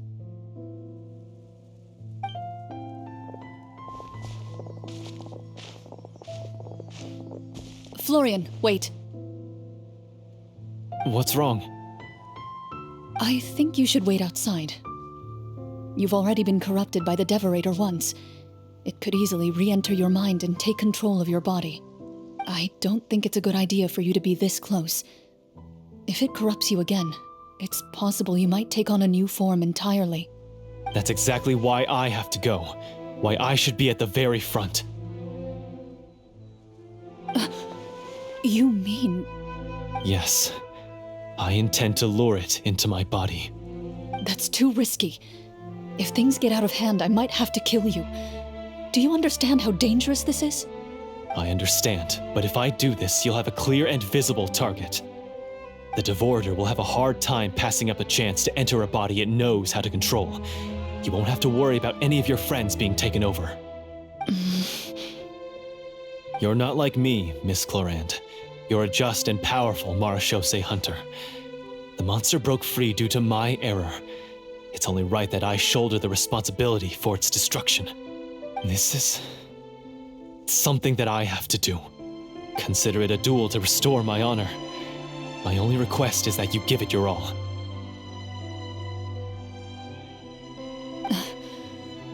I understand. Then, as a champion duelist, I hereby accept your request for a duel, and extend to you my most sincere regards. Thank you. The battle is now upon us. Let the Devorator once again tremble under the blade of the Marechaussee hunters.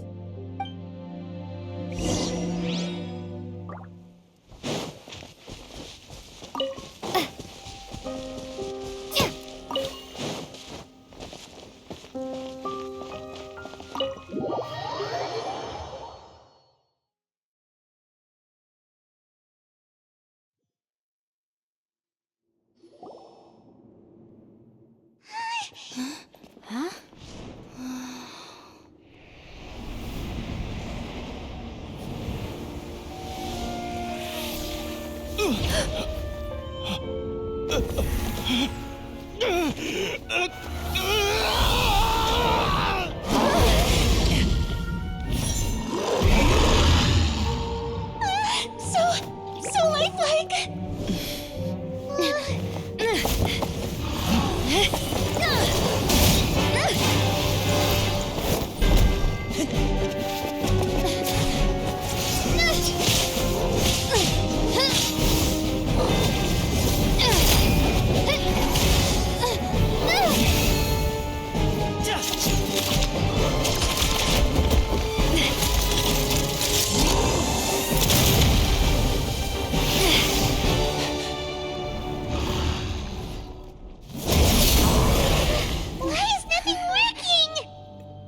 This foe is not invincible. You hold the treasure. The power to defeat it in your own two hands. The treasure? You mean... The names! It's the Marechaussee hunters' names! How are we supposed to... You forget, Paimon? There's still one skill we saved until the very end. Hunters fight not for fame, but to aid the people whenever they are summoned. Walter the Marechaussee Hunter, master of 1,000 tricks, executioner of the Phantom Hunters, I call for aid! Est, the Marechaussee Hunter, inheritor of Cassiodor's will, judge of the Shadow Hunters. Answer my call!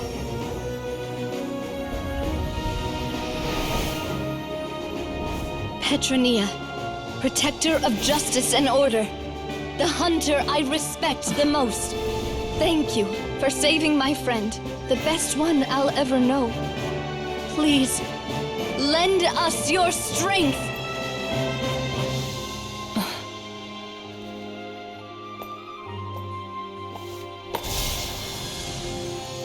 We have come to answer your summons.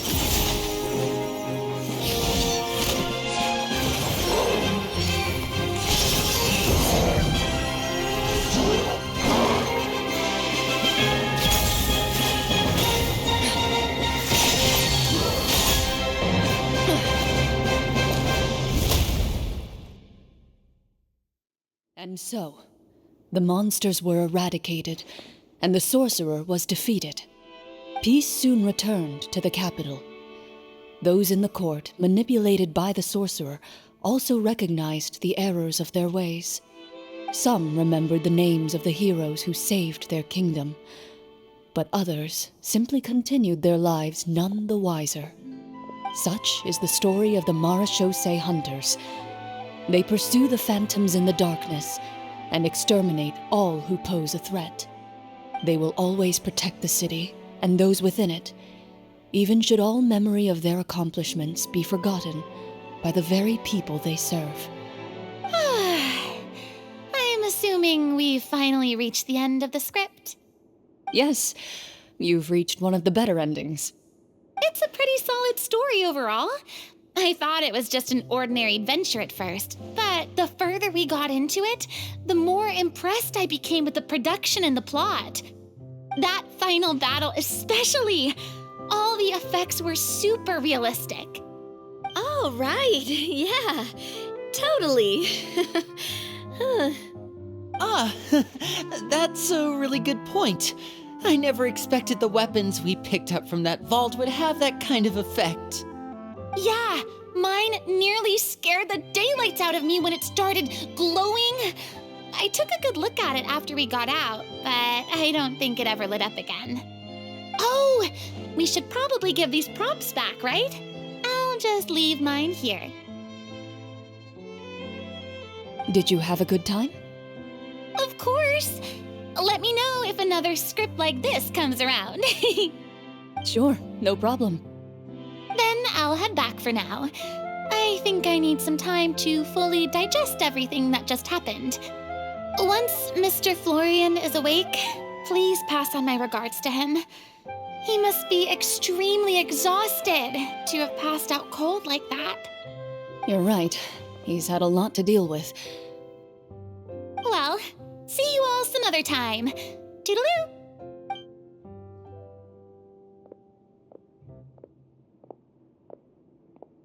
Okay, so, can I ask now? I think it should be fine, yeah. What in the world was going on back there? So you saw through all of that? That time in the cave when you told us to close our eyes, it'd be weirder if we didn't notice anything.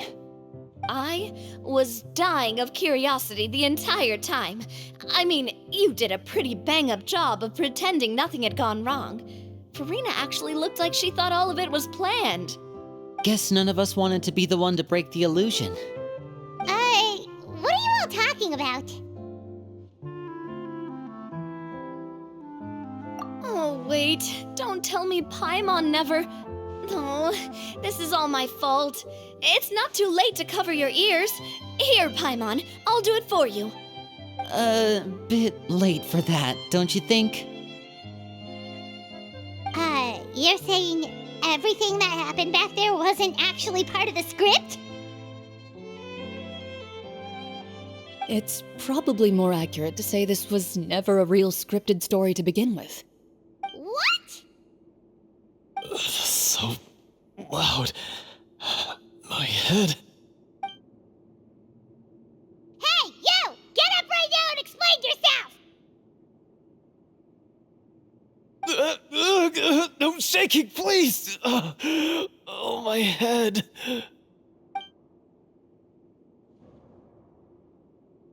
Did Paimon just hear that right? You guys made up that whole last part on the spot?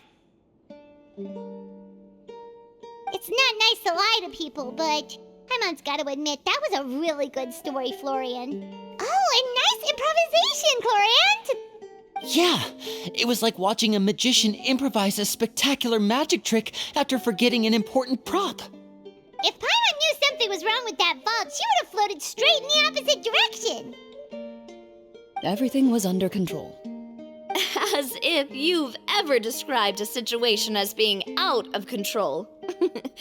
I'm pretty sure any situation you consider to be easy to handle would scare a reasonable person half to death. Guess I'm just used to it. You must run into a lot of unexpected situations then. That explains why you're so good at coming up with things on the spot. As for you, Florian... I know there's no excuse for what I did. I'll turn myself into the guards at once, confess my crimes, and accept any punishment that comes my way. I would say you've already suffered more than enough. What? You may have been blinded by fame and fortune in the beginning, but your actions during the final battle had proven you to be a true Marechaussee hunter. You'll be far more used to the city above ground than below. Your job as a hunter is more important. But... Of course, you'll still need to take the keys and pay a personal visit to the 2 hunters you wronged. Prepare to accept any terms they give you as well. Yes, of course. As far as I'm concerned, though, your showing in the duel was enough to prove your honor. Then I'll do exactly as you said. I'll go return those 2 keys right now. Thank you so much, everyone. I'll do my best to prove myself worthy of the second chance you've given me. I swear this on my name and honor as a Marechaussee hunter. Until we meet again, everyone.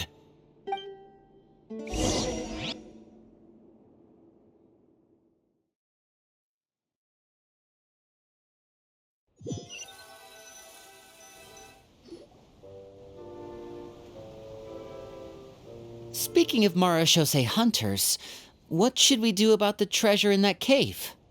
Leave it be. Are you sure?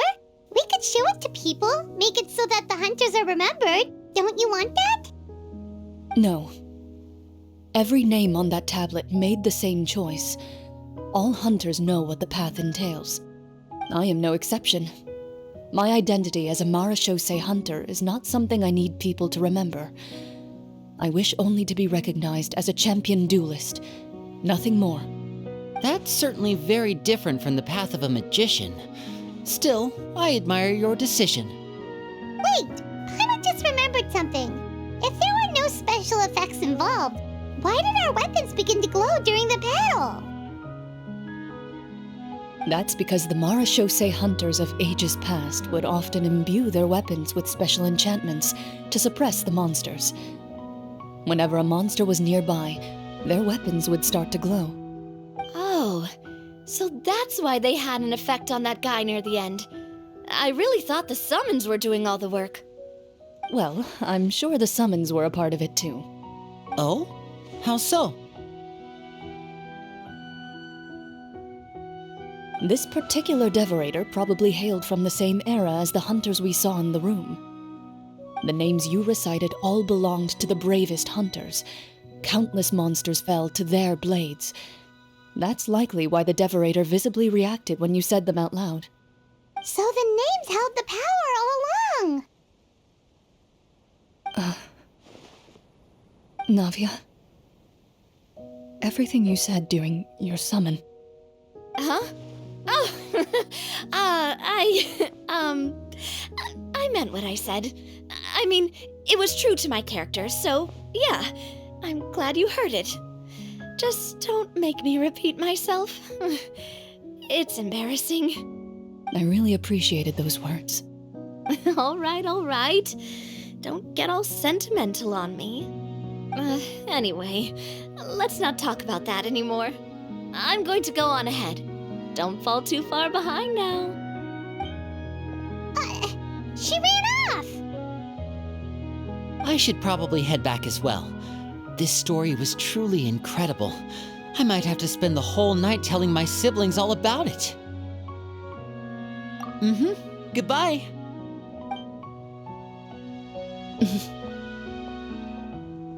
Traveler, should your name and deeds be forgotten, what do you think the significance of your journey will be?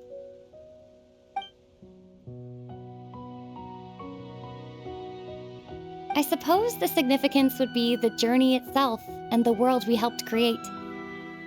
There's still value in the time I shared with everyone here, in the things we were able to accomplish, even if no one remembers them. A great answer. I'll remember it. Me?